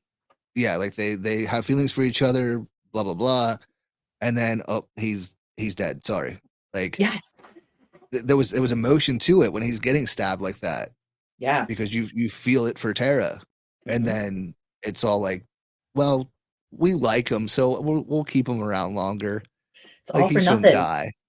Yeah. Like the dude's getting fucking 40 stab wounds from two different people. Like, come on. And then oh, I completely dropped the ball with his sister. His sister lived too. Yeah. Like one of them should have been done, and then a main character, and I would have been fine. I think I would have enjoyed this movie even more than I did if Mhm. they would have taken the initiative to kill off some of the bigger people. I think that nothing will ever break into my 3. Right. Like I can't put something above 3, 2 or 1, but like Mhm. that would have solidified them at 4 to not move at all for Yeah, me. absolutely. Yeah. Yeah, because there was so many good things about this one. Like Mhm. when we're comparing it to four and five at least, Yep. um, so many things that it did right, and then those things that it just didn't do right that dropped the ball pretty hard. Yeah, I was hopeful. I don't know about you, but it kind of like sparked this, okay, I'm down for this. And then at the Mhm. end, I was like, I'm ready. I can't wait. I bet you, and then we all know what happened afterwards. So we'll Right. never get that Yeah. either. Yeah. It at least we can say the way that it ends with her dropping the mask, it at least kind of leaves like it closes it enough Yep. that if we don't ever revisit that story, it's it's a decent ending to it at Yep. least. Hmm. But yeah, I'm the same. Like I wanted like after that movie, I'm like, okay, I need to know who the mom is, because Yes. obviously there's a whole other story there, that Huge. we Yes. probably could have delved into in the past 3 movies, but regardless, Yep. um, and like I say, and outside of everyone living somehow, I don't get it. like I I'm did enjoy it. as lucky when I get stabbed. If I ever get stabbed, I can Yeah, like I'll just right. probably get stabbed one time, like a little slice, and I probably end up dying. Yeah, Like that's these yeah, fuckers are out here getting stabbed, and they're like, I'm fine, yeah. You get good. like a paper cut, it gets infected, you're dead. Meanwhile, Yeah. 400 stabs later, nah, he's fine. Chad's He's still alive. breathing. He's doing good. Yeah, Gail's been around forever, and she's still kicking. If they don't make her the killer in 7 or they don't kill her, I'm done because I would be happy if she was the killer. Mhm. I know that'd be super weird, and I say that now, and people would be pissed off. But like, you either got to give me something that I'm not expecting, or you need to kill her like opening kill. Yeah, that's what I'm thinking. You know? Yeah, give me a Cotton Weary. Yes, please. Opening scene. Um, yeah, she's atoning for all of her mistakes. She has finally come to her senses. It's Gail's big redemption arc, and then she just gets fucked up. Done. and Then she's she's with finally done. Dewey. Yes. Yep. Yep. So real quick with 6, how'd you feel about the reveals? So that's the other big thing for me that I really didn't like, and I know that's a pretty important part of the Scream movies is the reveals. But again, I just think 3 people from the same family getting revenge for Richie, who was a mediocre person in this whole story, Yeah. makes absolutely no sense to me. Um, I don't know. I wasn't thrilled, and I thought that Annika, no, not Annika, that's the one that died on the ladder, the sister, Quinn. Quinn. I thought that like I don't know, if you didn't kill her and she would have been revealed, maybe it would have been a different, but like Ethan didn't do anything for me. Quinn didn't do anything for me, and the cop really, it just fell flat for me. Yeah. I didn't mind Quinn, like not talking about reveal, just in general. Yeah. The character of Quinn, I did enjoy Mhm. when she was quote unquote alive. I Yeah. thought she was a cool character and she was funny. Same. Yeah, Ethan was just it was another one that was like, we're gonna shove it down your throat that he's not a killer. He's Yes. definitely not a killer. So when he's revealed at the end he's a killer, like, oh, what a shock. And I felt like I knew it the whole time because of that right there. I'm like, Mhm. they're literally like making it like he has an alibi. He comes in afterwards. They're pointing it out. It's so blatantly obvious that, they're questioning it, but he's there. I'm like, he has to be the killer Mhm. without a doubt. Yeah. And to my point from before, like Ghostface, like I love the mask, the like fucking falling apart, Yes. old decrepit mask. I love that. Me too. And I loved Ghostface in this with like the shotgun and the bodega, Oh, and just the brutality of Ghostface was yes. phenomenal. Mhm. But then we get to the reveal, and as it is with Scream since Scream 4, like it's Scooby Doo. It Like, totally is. There's no way that was Ethan, Annika, or the cop. And I forgot the mhm, timelines of who it could be because I definitely analyzed it. But like, you're so right. There's no way because that bodega scene, oh, that when that transpired, I had like this grin on my face. I'm like, yeah, like this is gonna be if this is any indication how the movie's gonna go, I'm down mhm, for it. Because right. when he walked over and the guy's like, "Hey, no, don't," and he just shoots him, I was like, "Oh shit, he's Yeah, not fucking around this time." yeah, I wanna say, like, Ghostface, like, the Ghostface character is probably the most brutal Mhm. since the first one, Yes, I agree with that and so statement. I really love that about it, but, yeah, once it's revealed, then, yeah, it's like, "Oh, it's it's 3 of them now," but the whole, like, Richie's family, yeah, like, who's Richie?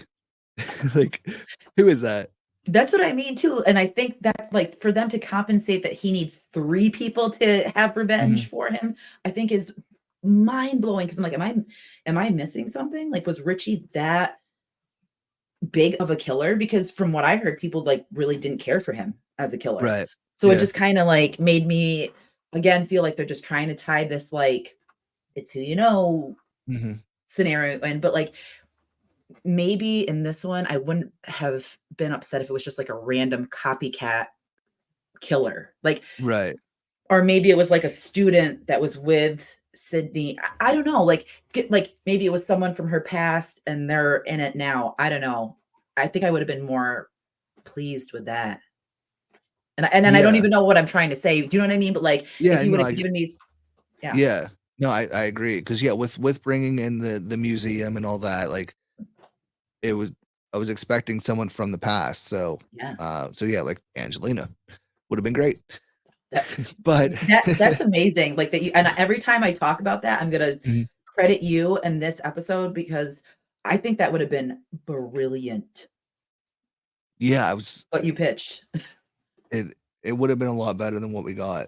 As Mhm. much as I love Scream 6, yeah, it kinda definitely falls apart at the reveal.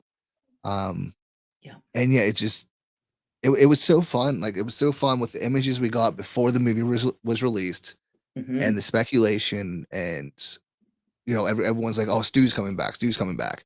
Yeah. And so, yeah, I think I enjoyed that aspect of it more of like trying to figure out who it's going to be before even watching the movie. Yes. Yep. So, yeah, and like I said, it was just seeing all the different museum items, which that doesn't make any sense in the movie itself because there's no way even a cop is going to be able to get all of that shit out of evidence from I all over, know. like from Woodsboro to Hollywood to every like. There's no way. Come on. There's absolutely no way. So that's exactly why I thought that this was someone that like was part of it, because how the hell Mhm. are you going to have all of these pieces in like a museum, and how are Right. people not questioning like, oh, this like word of mouth, oh, this person rented a space for me and they have all this ghost face paraphernalia. You know what I mean? Like Yeah. you would think There's that would be weird. there's no red flags at all. Yeah, not at all. That's But why I was hoping it was going to be the stab props I because I feel like know. that would make a lot more sense. I would love Um, that. but yeah, How did alas, you feel it was about not. seeing all the stuff though? Did you like that was nostalgia that I can like, that I'm okay with, like Mhm. seeing Randy's shirt, and when Gail was talking about doing, you hear the do do do do. Oh yeah, yeah, Like that got me teared up. And then when she was talking about like sometimes family isn't blood, it's people that you love, and she gave that speech, like I got misty-eyed during that part. I was like, oh shit, like Gail hit my heartstrings, yeah, yeah. you know? Seeing it in the movie, um, I'm kind of like torn on it because half of me is like, yeah, it's really cool to see all these things from the previous movies Yeah. and having that nostalgia. But then the other half that's like realistic is Yeah. like thinking there's no way that you got all of this shit. Like it would never happen. No, and even like being the dad, being the cop that he is, Mhm, wouldn't you like red flag, okay, you're a cop, but your son was Ghostface and he got mhm. murdered. But like let's have you have access. And Yeah. that's where it divides for me, because I liked seeing it, but then after we found out like who was responsible, everything previous to it, you're like, that's bullshit. Yeah. Right. Total bullshit. Yeah, like they work really well if you just don't put any thought into it. Yeah. But then being a franchise of movies about putting thought into horror movies and there being rules, it just it doesn't make any sense because we don't abide by any rules anymore Yeah, in the it's the Scream truth. franchise. Yes, and we pay attention and we do our homework. Mhm, Like, we are those Scream fans that, like, want things to line up, and if they mhm. don't, it Yeah, might and it that's might I learned it from Scream. Like, exactly, it's a product of their own design. yeah. So yeah, you can't have the first 3 movies that teach you the rules and what to look for in horror movies, and then Mhm. the last 3 movies just completely abandon those and do everything that the first 3 movies taught us not to do. Exactly, it makes no sense, but then it makes sense to me, it's like, "Okay, that's why I don't like these 3." That's why I truly love the first 3. Yeah. So, yeah, the first 3 will forever be the 3, Yeah. and again, I enjoy 4, 5, and 6, not as much as others, but, they're still fun for what they are. Yeah, I But, mean, yeah, if I you have to turn the brain off a bit more with those. yeah, and if you had to, like, tell me, sit down and watch a franchise, like, watch that you could watch all the movies through Mhm, just, like, as entertainment, Scream would be one of those franchises that I could just literally turn on from 1 and watch to the end, mhm. Yeah, for sure. you Yeah, know? there's not one where you're like, "Ugh, like, I don't wanna watch like, do I have to watch this?" Like, Right, even with 4 and 5, like, I'm not I wouldn't choose to watch those right off the bat. I'll right. choose the other ones over it, but, yeah, if you're marathoning them and, like, yeah, there's definitely way worse movies out there. There's well, like, after 4 ended, right before, like, we recorded, 5 Mhm. started, and I watched the beginning because 'cause I'm just like, "Okay, well, I'm here, so I'm gonna Here we are. watch this." Yeah, and I'll probably finish it after we record, so So what do we got for 7? Any news and updates? okay, so supposedly, so we all know that Courtney signed on. Mhm. Can what's his name? Patrick Dempsey. He's McDreamy. definitely McDreamy, Mr. Uh, John Pilgrim or John Smith. Oh, yeah. So That's I guess so. The latest thing that I read, it's going to be more centered around Sydney and her family, Great. and Just there's what going I to be wanted. two kids. I Yep. hope they're So Ghostface. I know. I was thinking the same thing. I'm like, I hope her kids are so pissed off that she's Sydney Prescott and they're the Mhm. fucking killers or something. I love that you said that because when I saw that, I'm like, I hope they're the killers. When they said Yeah. the post said two kids, I'm like, they fucking better be Ghostface. Right? um, I'm I don't know how I feel. I'm gonna have to like let go my liking for 6 to get into prepping for this one. But maybe this will be our chance to have something returning from the past. Yeah. Yeah, I I don't don't know know. how to feel about it. I'm honestly, like, I know money talks, but I was very surprised to see Nev sign back on for it. I was extremely I don't want to say disappointed because I understand it. I understand Mhm. the ways of the world right now. I get Right. money and having to maintain your life. I get Mhm. it. Right, right. Monetary stuff, I understand. But for her to take such a strong stance and be like, I'm not putting up with this shit, treat me with Mhm. respect. Just along for all the other female actors that aren't getting paid, that whole situation. Right. Love Absolutely. that she stood for it. But then for her to go back so quickly and Mhm. say, okay, I'm doing it now, really bummed me out. Um, Made me go, ugh, I don't even care. It's not that I don't care, but Mhm. I truly don't because I was invested in 6 and now I'm just like, I feel like a ping pong ball. Like, where the fuck do you want me? Right, yeah. You know? Yeah, and I've said before, like, Sydney not being in 6 is probably one of my favorite things about it. Yes. Like, as much as Same. I don't agree with the way she was treated at all, Mhm. but as far as the movies go and the story goes, that was it was a kind of breath of fresh air that we're not stuck in Sydney's story for one Yes. movie. Mhm. So yeah, when everything happened and Melissa got fired and then, uh, Jenna left and all of that, I'm like, "There's what are they gonna do?" Like, Yeah, I never thought in a million years Nev was gonna come back. me Like, too. maybe years down the line, sure, Mhm. but, like, I don't I don't know the details of it, so I don't wanna say, like, Nev sold out or anything like that because it could Right. be a whole bunch of shit behind the scenes that we have no idea of. Right. But just from an outsider perspective, yeah, I felt the same way, like, she's like, "You're gonna pay me what I'm worth, or I'm not gonna be there." So, for her to not be in Scream 6, like, I supported her while also Mhm. supporting the fact that Sydney's not in it. Yeah. But then, yeah, to just be like, "Well, they lost their 2 main stars for Scream 7, um, let's just call up Nev, and, hey, here's a bunch of money, and, oh, yeah, I'll be back." Y Like, it doesn't like I said, and there might be a lot more details, Mhm. but just knowing that, I'm like, that just it doesn't sit right with me. It doesn't sit right with me either, and also, so going back to Melissa too, Mhm.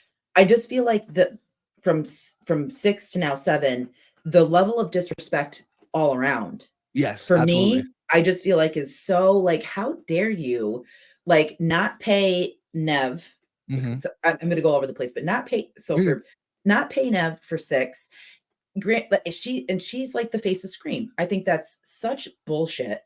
Okay, disrespect her. Then you build this character arc for Sam and everyone's Right. rallying for her, right? So you give us a great movie. And I don't want to say great, but you they did their Yeah, job. in They did retrospect, their yeah, work. yeah. Yep. So then now this happens with Melissa Mhm. and I'm not again, political stuff I stay away from. I don't, you Right. know, But I think we can say regardless of what side or what issue yes. you support or whatnot, I think Mhm. what she said Yes, and the way they reacted was absolutely. completely ridiculous. Uncalled for, treated her with such disrespect, threw Right. her away like trash, just like Nev. And then all of a sudden Mhm. now Nev, oh hey, we got nothing, come back. Yeah. I would have thought that Nev would have been like, no, because you screwed me in the first place. You did Mhm. this to Melissa. I mean, that's and it's like you said, it's hard to say because we don't know the factors, but like Mhm. for me, if and I know people have been like, oh, she's full of shit. 'Cause if it would have been like, millions of dollars, she would do it too. But I just feel like morally, you need to stand up for yourself, for Right. other females, and just people in general that are treated like shit, because that's not Right. fair. So, Yeah, and that's exactly how I took it. Like, mhm. not only did she get fucked over in 6, but yeah, just as like another female and supporter of, saying how you feel. Yeah, Because I don't, like I said, regardless of how you feel about the situation, I didn't see anything wrong with what Melissa said, I didn't either. because she wasn't calling one side, or she just wanted an end to violence. And I And think that, and to harm to children, and I right, think right. that's a very respectable and a normal thing. But then you have Mhm, other actors who, and mhm. I'm not trying to do this, but actors that are Right. Oh, males, and absolutely, they're yeah. out there saying whatever the fuck they want on Yep. big franchises, and they're still there without any consequences. Mhm. Granted, I don't know like contracts and all that bullshit, but still, I feel like someone should have rallied for her and been like, Yeah, you know what, we're not going to fire her because of this. yeah. I don't know. So I'm a little bit sour mouthed over the whole situation, and I know a lot of people are like, "Oh, I'm so happy that Nev's back," but I don't know, man. Yes, yeah, same. Feels weird. Obviously, I'm not looking forward to Sydney and her story being No, back so soon. I know. Um, I don't see any way of having a good story. Hopefully I'm proven wrong, but I don't have any high hopes for Scream 7. Do you Um, did you hmm, sit there and like think of like possibilities, like what they could do? Because I kind of like drew a blank. I'm like, okay, where are you gonna like? I feel like no. it's so It, so lost in the ether. it's gonna it the only right now, knowing what we know, that it's Sydney, Mark, their kids, Gail. Hmm. Um, like, it's got to be one of them that's Ghostface, or it's going to be someone from the past, like, or some other relative. Like, I don't know. I feel like there's nothing original about the reveals. Right. Since 3, Hmm. or since 4. Because yeah, it's either with Sydney, it's a relative, or like in 5, it was a new character, but it's the boyfriend Yeah. and his crazy dumbass girlfriend. And And then copycatting the events that yeah, happen in Woodsboro. So it's like, you're right. Like, it's like, where are you going to go other than this or this? right. And that's why I was excited for, like, originally, after Scream 6, getting into Scream 7, because Mhm. we had something to kind of, whether they actually would go into it or not, there was hope that we would get some information on the mom, Yeah, and that that's would what I open wanted. up a bigger storyline. Whereas now, obviously, we're not doing that. They're probably just gonna not mention them at all, Yeah.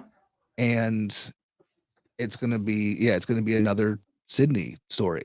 And, like, how many times can we have another person from her past, or another relative?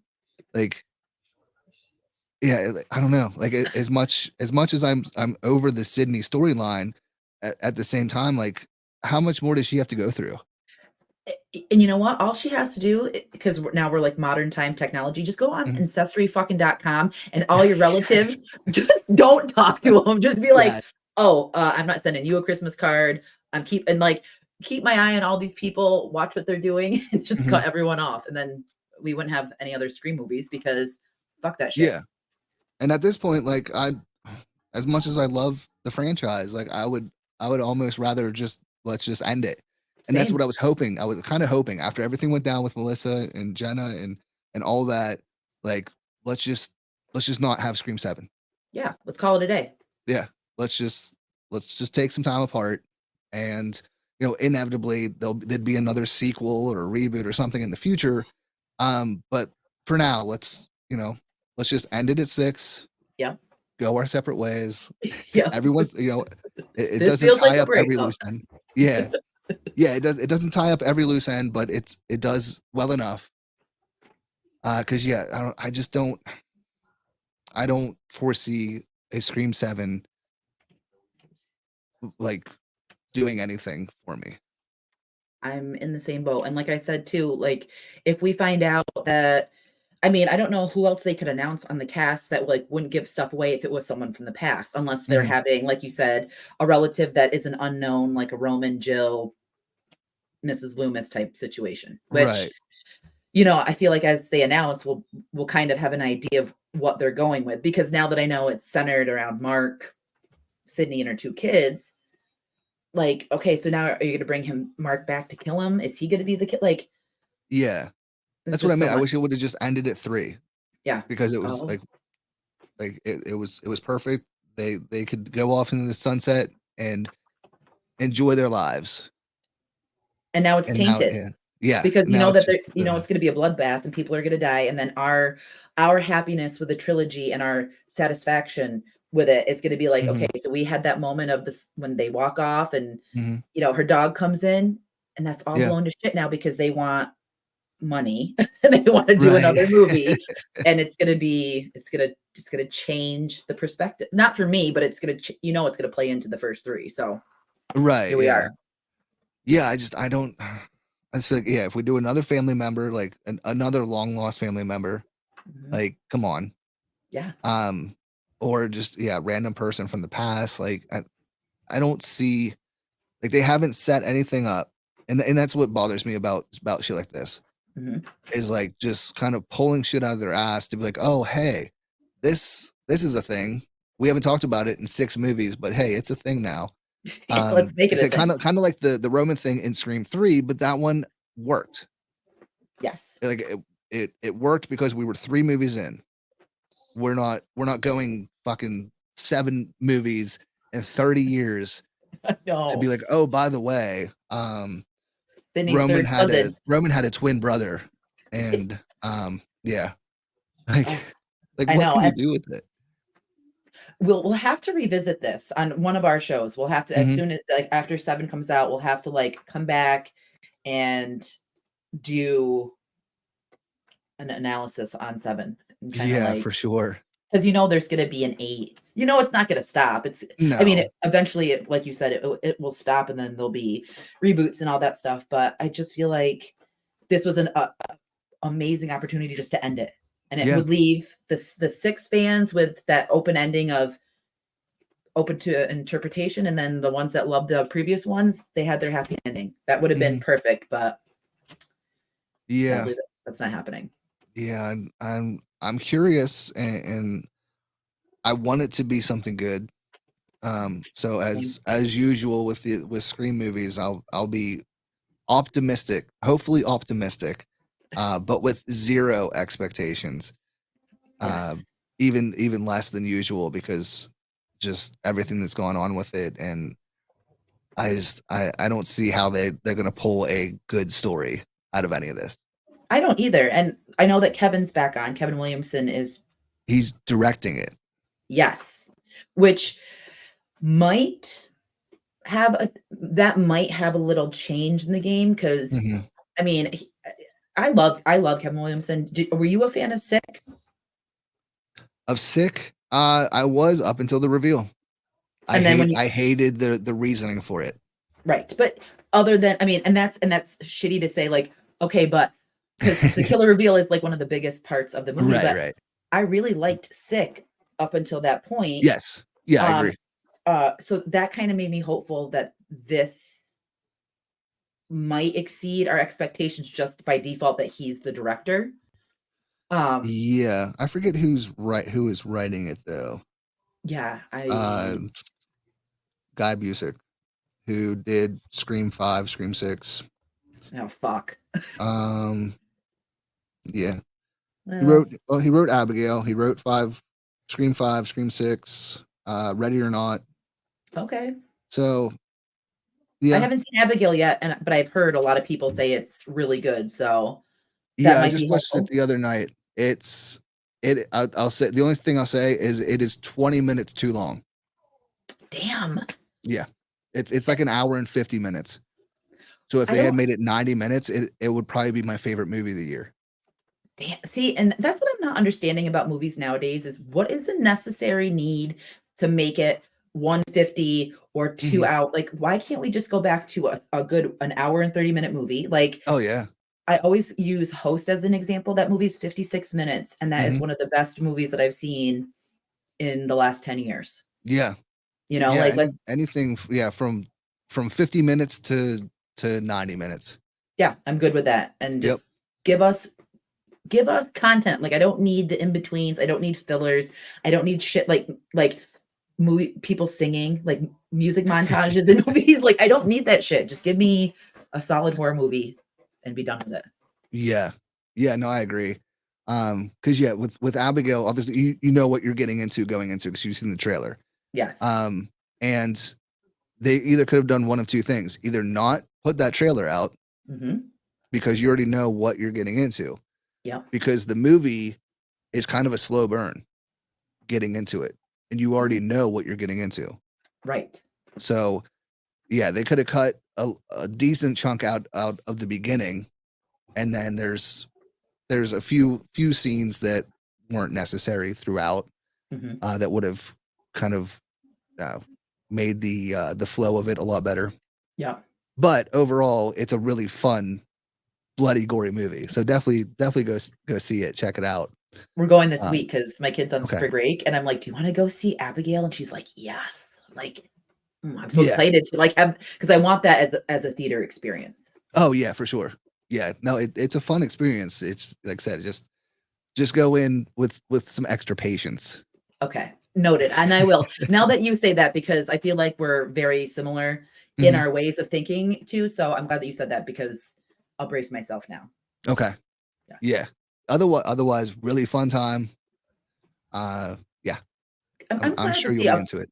a fun horror movie because I mean, I'm not saying that we haven't had a lot of fun horror movies, but I feel like there's either ones that seem to be fun and then they just miss the mark, or they're too serious and they're Mhm. just too serious and it doesn't make sense why they're so serious. I'm glad that we have like a little light, gory, fun horror movie. That was my dog howling back there. Was it? Wow. Yeah, that was weird. She's never done that. Oh God. She's a werewolf, I guess. She's turning right now. Yeah, I'm missing it. So yeah, so as far as Scream goes, I think we've said what we need to say on Scream. Mhm. And yeah, I'll keep my fingers crossed and hope for the best, but Yes. I'm not very hopeful. I'm not either. But you and I will remain in our chairs watching as everything Mhm. transpires because you Oh know yeah, that's as yeah, soon as things are announced, it's gonna be the biggest thing. And I'm really excited to chat about it once we finally see it. for sure. Yeah. Yeah. So yeah, I meant to ask you before we got into Scream about some movies that you've watched recently, but we'll do it now and it'll work better because we already talked about spoilers and shit. So Yes. um, I know. So you recently saw the first Omen. Yes. How did you feel about it? Okay. So I saw Immaculate before I Hmm. saw the Same. first Omen. So I feel like I was in this like religious horror type Hmm. mood, not by choice, but just because of what I just saw. Hmm. I really loved Nell, whatever Tiger, whatever her Tiger name is. Free. Yeah. I loved her performance. I thought that she did really good in the movie. Um, I don't know. I felt like it was really long, and I felt like there were parts that were effective, but I think because of the time, I was already Hmm. kind of like bored. So when stuff happened, I was kind of like, okay. Um, I will say, when I saw those lips start to twitch open and then that came out, I was like, I've never seen detailed vagina lips in a horror movie Right. like that. And that was kind of disturbing. But I don't know. I wasn't like, I don't think there's other movies that I think are top contenders for my favorite this year. Hmm. And that one doesn't really go anywhere near the top for me. Yeah. Yeah. So anyone listening, obviously there's going to be spoilers for the first Omen. So um, heads up. Yes. So yeah, I saw Immaculate first. I don't really. I know they're very similar, but I Mhm. don't compare them at all. No. Like like Immaculate, I knew nothing about going into it. It wasn't even on my radar. I just Right. went and saw it, and I fucking Mhm. loved it. Yes. Sydney Um, Sweeney. Oh my God. yeah, yeah, absolutely. I loved her in that one. That one's one of my favorite. That is probably right at the top. Is like one of my favorites of the year so far. Mhm. Yep. So the first Omen, when it was first announced, I was like, how the fuck are they going to do a prequel to the Omen? Yep. Because if you've seen The Omen, you like we don't need a prequel to it, first of all, Absolutely not. because you already know like Damien was born of a jackal. So what we're gonna have some lady being fucked by a jackal or some how are we gonna do this? Yeah. How is that gonna pan out? Right. So I'm like, okay, like this makes no sense, but whatever. And then they released the trailer. And I'm like, okay, like it looks better than I was expecting. Hmm. Whatever, I'll go see it. Yeah. And I've I've never been so angry in a movie theater. Oh, I'm sure. Like, and I don't I can't describe it because like it wasn't a theater experience. Like Hmm. there was very few people there. It was just the way I like it. Yep. No one around to bother me. No Yeah. one making noise. And yeah, it starts and like the opening scene, I'm like, okay, like it's cool, but you see it coming. Like as soon as it opens and like there's people doing construction and fucking windows and shit, like you know where something's gonna happen. Exactly. So why even show the goddamn windows? Just Right. let it happen. And then I felt like even, and I don't mean to like, but I felt like that was kind of ugh, just with like it was just a little gap. I mean, it wasn't little, but like, you know what I mean? Yeah. It wasn't like what I thought it was gonna be. So I was kind of like, I'm like, okay, I don't really know about that. Yeah. And it was like the scene itself is whatever. Like it was fine. It was cool. I didn't mind like I liked the gore, like when you see the back of his head, Yeah, but it was the same scene as the priest getting impaled in the original Omen. exactly. Um, little different scenario, little different way that it looks, but it's the exact same thing. Hmm. But I it was the very first scene, so I'm like, all right, cool, like it's cool. I'm not going to put too much thought into it. Hmm. And then we get into the story, and I was like, this is fucking boring. Like So boring. I've never been more like I've never been that bored in like going to a movie theater to see a movie. I have not been that bored probably ever. Like I don't know It what was what it so was. It was just long. yeah. And I think it's because it's a prequel. So Hmm. we already know what like there's only so many ways it can end. So as soon Right. as we meet the Nell Tiger Freeze character, like obviously that's going to be Damien's mom. Yeah. Like there's a 99% chance that's Damien's mom. Mhm. But So they try to make it like all these other people yeah. could potentially be it, and it's like, I don't know, it was just I'm with you on that. I felt like it was you already knew who it was gonna be. Mhm. So, like, where are we going and why is it taking so long? Right. Yeah, and there's no I like if that's Damien's mom, she's not making it to the end of the movie. So Mhm. I have no connection to this character. Right. So like I already didn't like the performances was great. And that was what my positives for the review was like the acting's great. It Yep. looks good. Mhm. The cinematography is good, but like I was bored. So bored.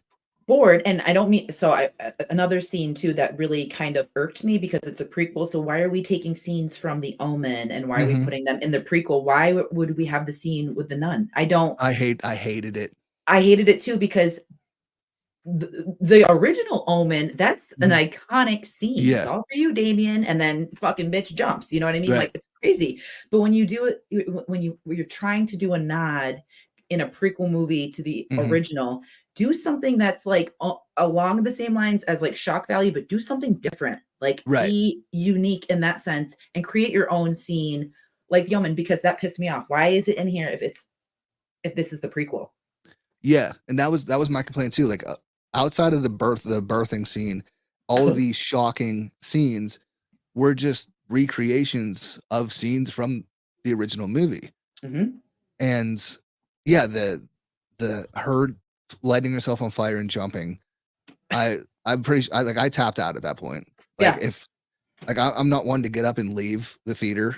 Hmm. Um, but if I was very tempted, put it that way. 'Cause where is this really do you think there's gonna be something so good that's gonna reel me back in Yeah, right. at this point? Because 'Cause we're already, Yeah, like, what, a timestamp of an hour and something in. right. I have a feeling nothing's really gonna make this movie any better than where I'm at right now. Yeah, and yeah, Mhm, just the whole shot of it, like she sets herself on fire. That's about the only difference. mhm. And like when she jumps, and then you get the shot from inside. and Yeah, she comes back and breaks the window. It's the exact same shot, it is. like exactly as the original movie. I'm like, you're. I feel like they had a script and they didn't know what to do with it, so Mhm. they threw in some Omen shit so they could throw the name on it. Yes. That's what it feels like. And they had no, like, other than maybe seeing a few of the clips from the original movie, they had Mhm. no idea what the Omen was, because this like rewrites everything. It doesn't make any sense, At all. and like the birthing scene, like everyone's freaking out about it, and I get it. Like I wasn't expecting to see that. Like it's pushing the limits of what they put in movies, but I for the majority of that, I'm like, if you've seen a birth, it's a birth. That's what Like, it is. Like, that's yeah, exactly what it is. I like think I I was just don't get the, like, oh, it's like this crazy, like, I get it. Like you're not used to seeing that in a movie. So yes, absolutely. But like to be like this like super scary thing, like it's birth, yeah. and then we get a fucking a jump scare after that. Like, and the And jump scares. Oh, it was horrible because I was gonna say, I felt like there was no, like, scares in this movie, and I just mm-mm. wanna say too, when I was talking and this is gross, but, like, I couldn't believe they showed the amount of, like, pubic hair and, like, how, like, spot on the female anatomy was, like, the lips, Yeah, I was and, like, my kid was there, so I was like and I put my hand right out, and she's just like, "What?" Like, "Nothing, you don't want I swear you don't wanna see this." But I was yeah. just it was more comical for me, I wasn't scared by it, I didn't think it was like you said, not a lot of people see that type of stuff or, like, Mhm. close to a natural birth, but it didn't Right. scare me. I was just more like laughing that I saw this chick's pubes and like her lips. Like it was just so weird. And then you Right. see what came out, and I'm like, that's not scary. Like Yeah. it, I don't know. Yeah, there was nothing scary. The jump scares were, you could see a mile away. Yeah. Um, and yeah, like the effects and everything, like, for the birthing scene, yeah, absolutely. Like, kudos to them for doing that. But yeah, it wasn't scary. It wasn't like, Mm-mm. it wasn't shocking other than No. being like, oh, this is an R-rated movie and we're putting this in here. Like, okay. We're Um, earning our R with these yeah, with this. right. But it's from like a like horror or scary point of view, like, nah. No. And yeah, and then we get to the end, and Damien has a fucking sister. I was like, I was so confused. And then that night we went back and watched The Omen because my sister-in-law and we all went together. Mhm. She never saw it. So I'm like, "Yeah, how the fuck did you go see the prequel?" Well, I mean, it would make sense, but like you would want to I for me, I'd want to see the original Right. to kind of like know what I'm getting myself into for Mhm. this. And she's like, I love The Omen. She's like, I don't know, the first Omen it was okay, but she's like, I love, and I'm like, exactly, like The Omen is iconic for a reason because Mhm. it's like I don't hate comparing, but it's like The Exorcist. Movies in the Right. 70s were made to be movies. It wasn't made to be a genre. It was like they just made good movies, Mhm. you know? Yeah, and I had just rewatched the original Omen Mhm. like a day or two before seeing the first Omen, and yeah, it still hits. Like, Yeah. it doesn't waste any time. Mm-mm. Um, just the score, the atmosphere, everything about it is fucking perfect. So good. Oh, I love The Omen. It's such a And good yeah, yeah. and then seeing the first Omen, I'm like, this is the complete opposite. Like, what is this? And so going to, like, I went to see it right away, like the first showing when it came out, and I'm like, yeah, this movie sucks. And It's not and that then good. seeing everyone else, like a lot of my friends on TikTok and shit, like praising it and being like, Mhm. this is the best movie of the year. And I'm just like I get, like, we all have different opinions and different things hit for us, but I'm like, how the fuck? How Like, do you think that this is such I know. I feel the same way. There's people on TikTok that were like, "Oh, it was the best of the year." And one person I saw who I respect very much and I love her account said that she was like brought to tears in one scene. And I was like, "Oh, okay." Like she had this emotion during it. It must be mhm, really good. And I'm watching the whole thing. I'm like, when are we getting to the crying part? Because I'm only crying that it's so slow. And I want to yeah, be eating French fries and not watching this. Like, I don't get it. yeah. I cried when it was over because I wasted 2 hours You sitting. can never get it back, ever. But yeah, like I usually like you see my reviews and you know Mhm. how I think about movies and like Yeah. I usually am like even the movies I don't like I have something positive and like that one just I I don't know like I've never felt that negative about a movie that I went to the theater to see. Like, I feel obviously, like, watching random trash movies, like, yeah, but, like, one that was made by a big studio yeah. and that was not hyped up, but, like, it's the prequel to The Omen, It was buzzing. A like lot of people had, had it on their list and talked about. I was expecting a little bit more, yeah. Yeah, it honestly. just it had no heart, Mm-mm. no like, there was no homework done, I feel like, Do and and then, like, the like, I've seen so many people be like and then they really tie it into the first like, the original movie. And I'm like, "No, they all they did is they put a folder with, I can't think of his name now. It's the um, main actor, Gregory Peck. yep.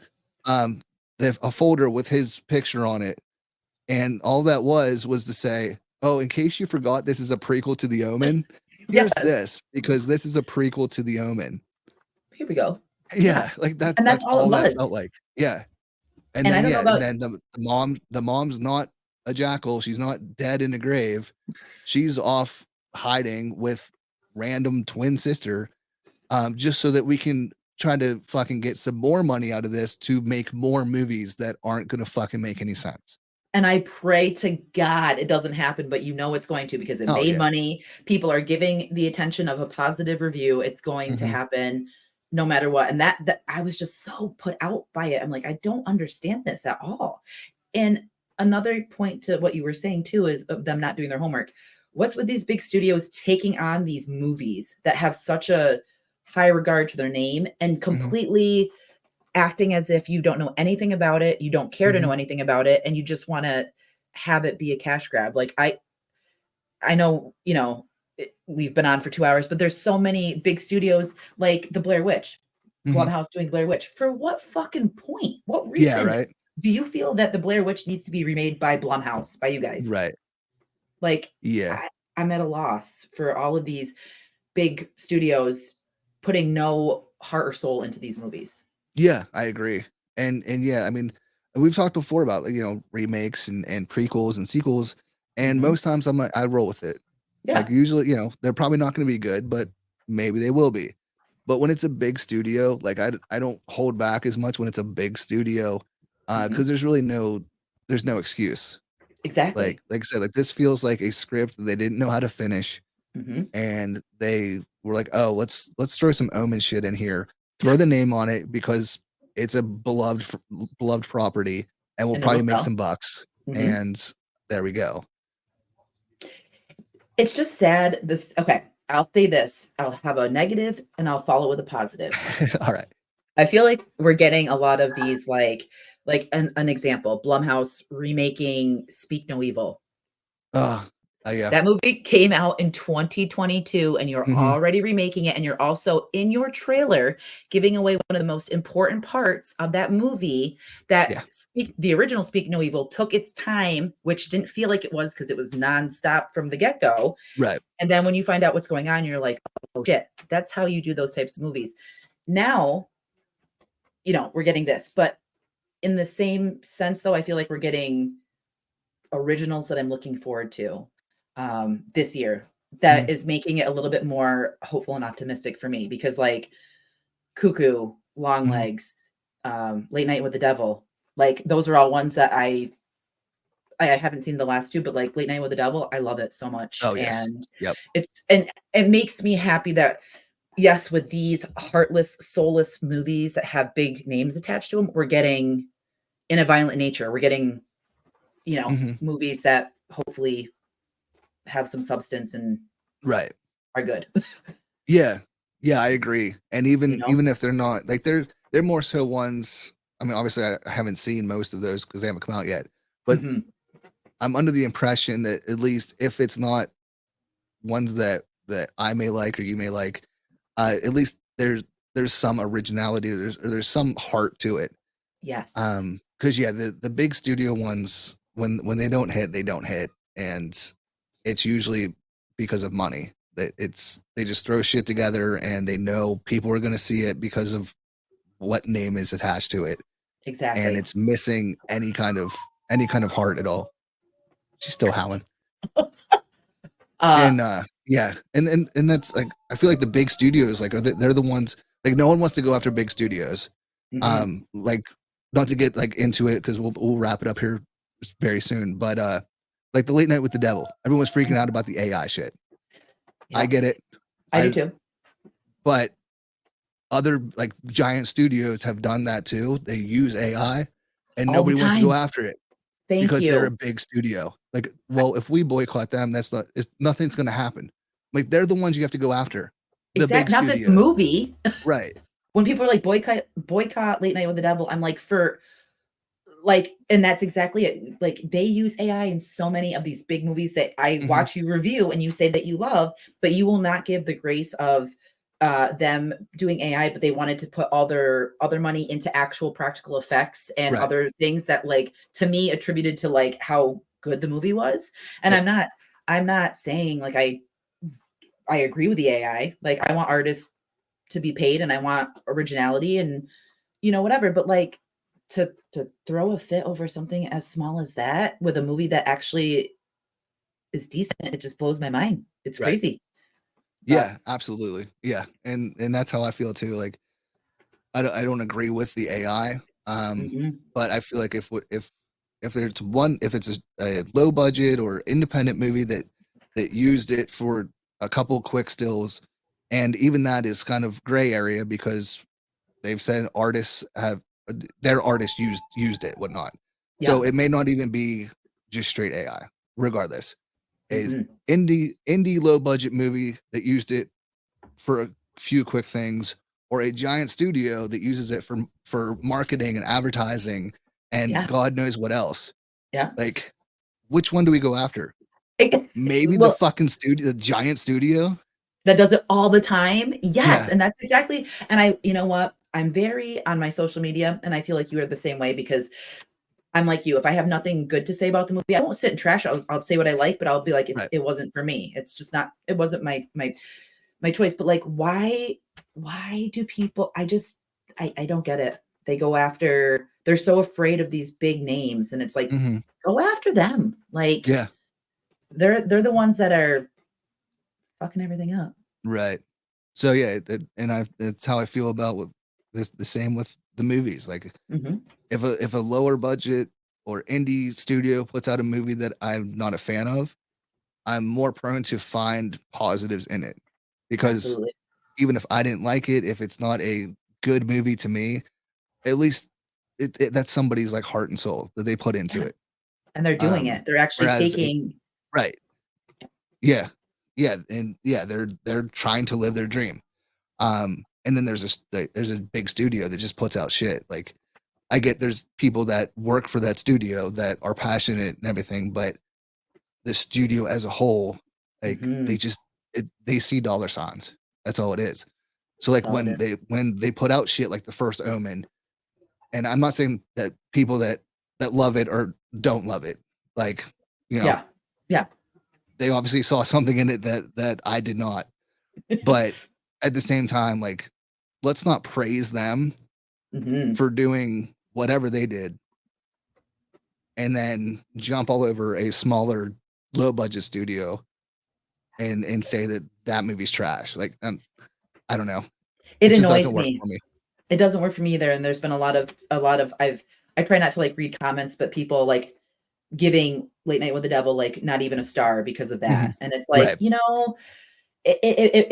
I wanna write it. It upsets me that, like, you praise these big studios, and you're, like, shitting on the little guy. Like, Mhm. if you listen to David talk about it, he, like, specifically said because of their budget, they took the money and put it into, like, stuff like, that is on the screen for longer than what was it, like, 3 seconds the images are Yeah, on there something like for? that, yeah. Like, I'm happy that we got practical effects in a movie. I'm happy that we got the stage production and the cast they did because I just think it works so well together. Whether you Right. like it or not, it's just like a really greatly made movie. And it frustrates me. People throw fits about some things that I'm just like, why can't you have that fire and passion about something like this? Right. Like, why? Yeah. I feel a lot of times it comes down to like what's gonna get you more clout.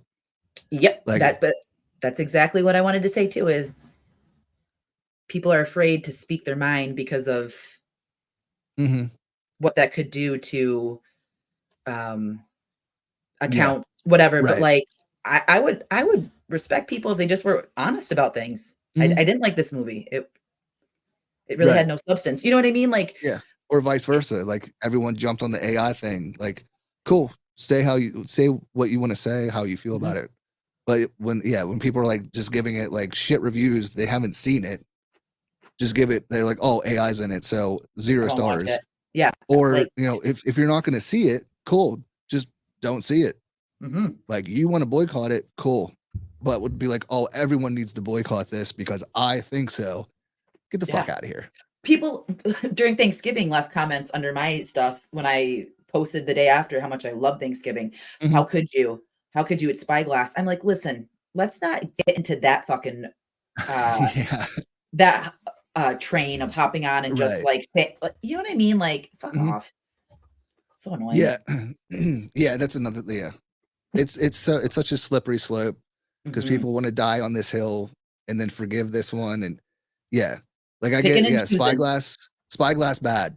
Not a fan, but to say I'm not going to watch any of their movies is asinine to me because I review movies. And in the same Right. breath be like, well, the original Screams I love and I watch those over and over again. It was Yep. fucking Weinstein that did all of those. Thank you. Like, I so love that which you is just it? said that because people will do that bullshit Mhm, and not think about like, okay, Eli Roth supposedly, with all these accusations. Do you know what goes on in Hollywood? If you wanted to boycott movies because wrong things that are happening, mhm. we wouldn't have any movies because, Yeah, and I'm not trying to generalize it like that and say every movie there's like something bad going on, right. but like there are more high Weinsteins out there. There are Mhm, more shenanigans like that happening. So like, let's not be naive right, and like and go on your righteous rant because of whatever's happening and forget and negate everything that happened before. right. Yeah, and that's where I'm at, like, by all means, call out bullshit. Hmm. If something bad is happening and there's a piece of shit doing piece of shit things, by all means, call them out. Absolutely. Let's know about it. But yeah, to say like I'm not gonna watch this production or this studio's movie because XYZ, but Hmm. then I'm gonna be a huge supporter of this studio that was run by one of the biggest piece of shits of all time. Like Yeah. it's either all or nothing. Like And that's the thing that pisses, and the last thing to say, because I know like, mhm, but when you said that, people were like, oh, I'm not, I moving forward, we will not review any Spyglass movies. So you mean to tell me a Spyglass movie that happened in 2010 before any of this came to light, you're going to have such a strong stance to say that you're not, I don't know. I feel like we have these platforms and we have a chance to like use our voice and mhm. but like when people say some things, I'm like, why are you even saying that? It makes no sense. Yeah, Like say what you have a problem with directly, but don't like make it problematic for people who had nothing to do with anything that was going on at that instance or this right. director that had nothing to do with this. And you're gonna like limit you know what I mean? I don't know. It's just weird to me. It's just Yeah. an And like algorithm I can't figure out. right. Yeah, and that's what it is. Like it's so weird. Um Yeah, and it's I don't have a problem with them not reviewing movies of certain people or studios or whatever. It's the fact of you coming out and saying, "Hey, I'm not gonna do this." Like, just don't do it. Just don't do it. Just review other movies or talk about other movies. And then if somebody asks, "Hey, why aren't you reviewing this one?" Then, hey, then you can Taking explain a it. stance. But Exactly. you're just throwing it out there being like, "Hey," it's like clickbait. It's like, "Hey, I'm not gonna review this movie. Now I want you to ask me why I'm not gonna review this movie so I can tell Exactly. you." Like, Exactly. the whole thing is just very clickbait, and I hope to never do any shit like that. But It's a number thing. You know what? I'd rather be genuine and talk about shit and whatever, and just because it's me and not Mhm. for any gain of any sorts. Right. So I'm with you. Yep. So I think more of the story is if Scream 7 sucks, we should just say it sucked. Yes. And you know that we will. And I cannot wait. I know there's no date, but I can't wait to revisit and talk to you about it. Absolutely. Yeah. So yeah, I figured we would not go 2.5 hours. We were going to keep it short and sweet. And here we are at 2.5 hours. So But this was fun. I'm glad that I you know. asked me to be on because I love chatting with you. And it was fun to like connect with someone who likes Scream 3 and is a Roman lover because Right. that's Yeah. few and far between. Yeah. Yeah. Absolutely. Always a really fun time. So again, thank you for being here and hanging out for the past 2.5 hours. Of course. Do you have any cool announcements? Any cool things coming up you want to Not share? really. Not really. Nothing. Just All right. doing my Pretty Killer podcast and Core 4 pod and Future Creatures DTF. So one of them will be producing an episode. So just check them out if you want something to Awesome. listen to. Yeah. Sounds good. Yeah, I'll get all the links and put them in the show notes so everyone can find you where you're at. Thank you. Yeah, absolutely. But again, Jordana, thank you so much for joining and talking about Scream and First Omen and everything else. Of course, anytime. And I will gladly sit and chat with you. Awesome. Look forward to doing it again. Yes. So I hope you all enjoyed this episode. Again, thank you to Jordana for hanging out and chatting with me. Be sure to check out Pretty Killer Podcast. The links for the podcast and her social media accounts are in the show notes, so please go show her some love. And as for us here, if you're looking for ways to show support, we are on Patreon. Shout out to Ghoulie Julie for your continued support. You can also find us on TikTok, Discord, Threads, Instagram, Facebook, YouTube, and all audio platforms. Be sure to follow, like, and subscribe to all our social media. Give us a 5-star rating. I'd really appreciate it. But that will do it for another episode of Blood, Gore, and Ghouls Horror Movie Podcast. Thank you all for listening. We'll be back next week, and you all stay safe out there. Don't let the ghosts and the ghouls disturb you. There you go. That's it.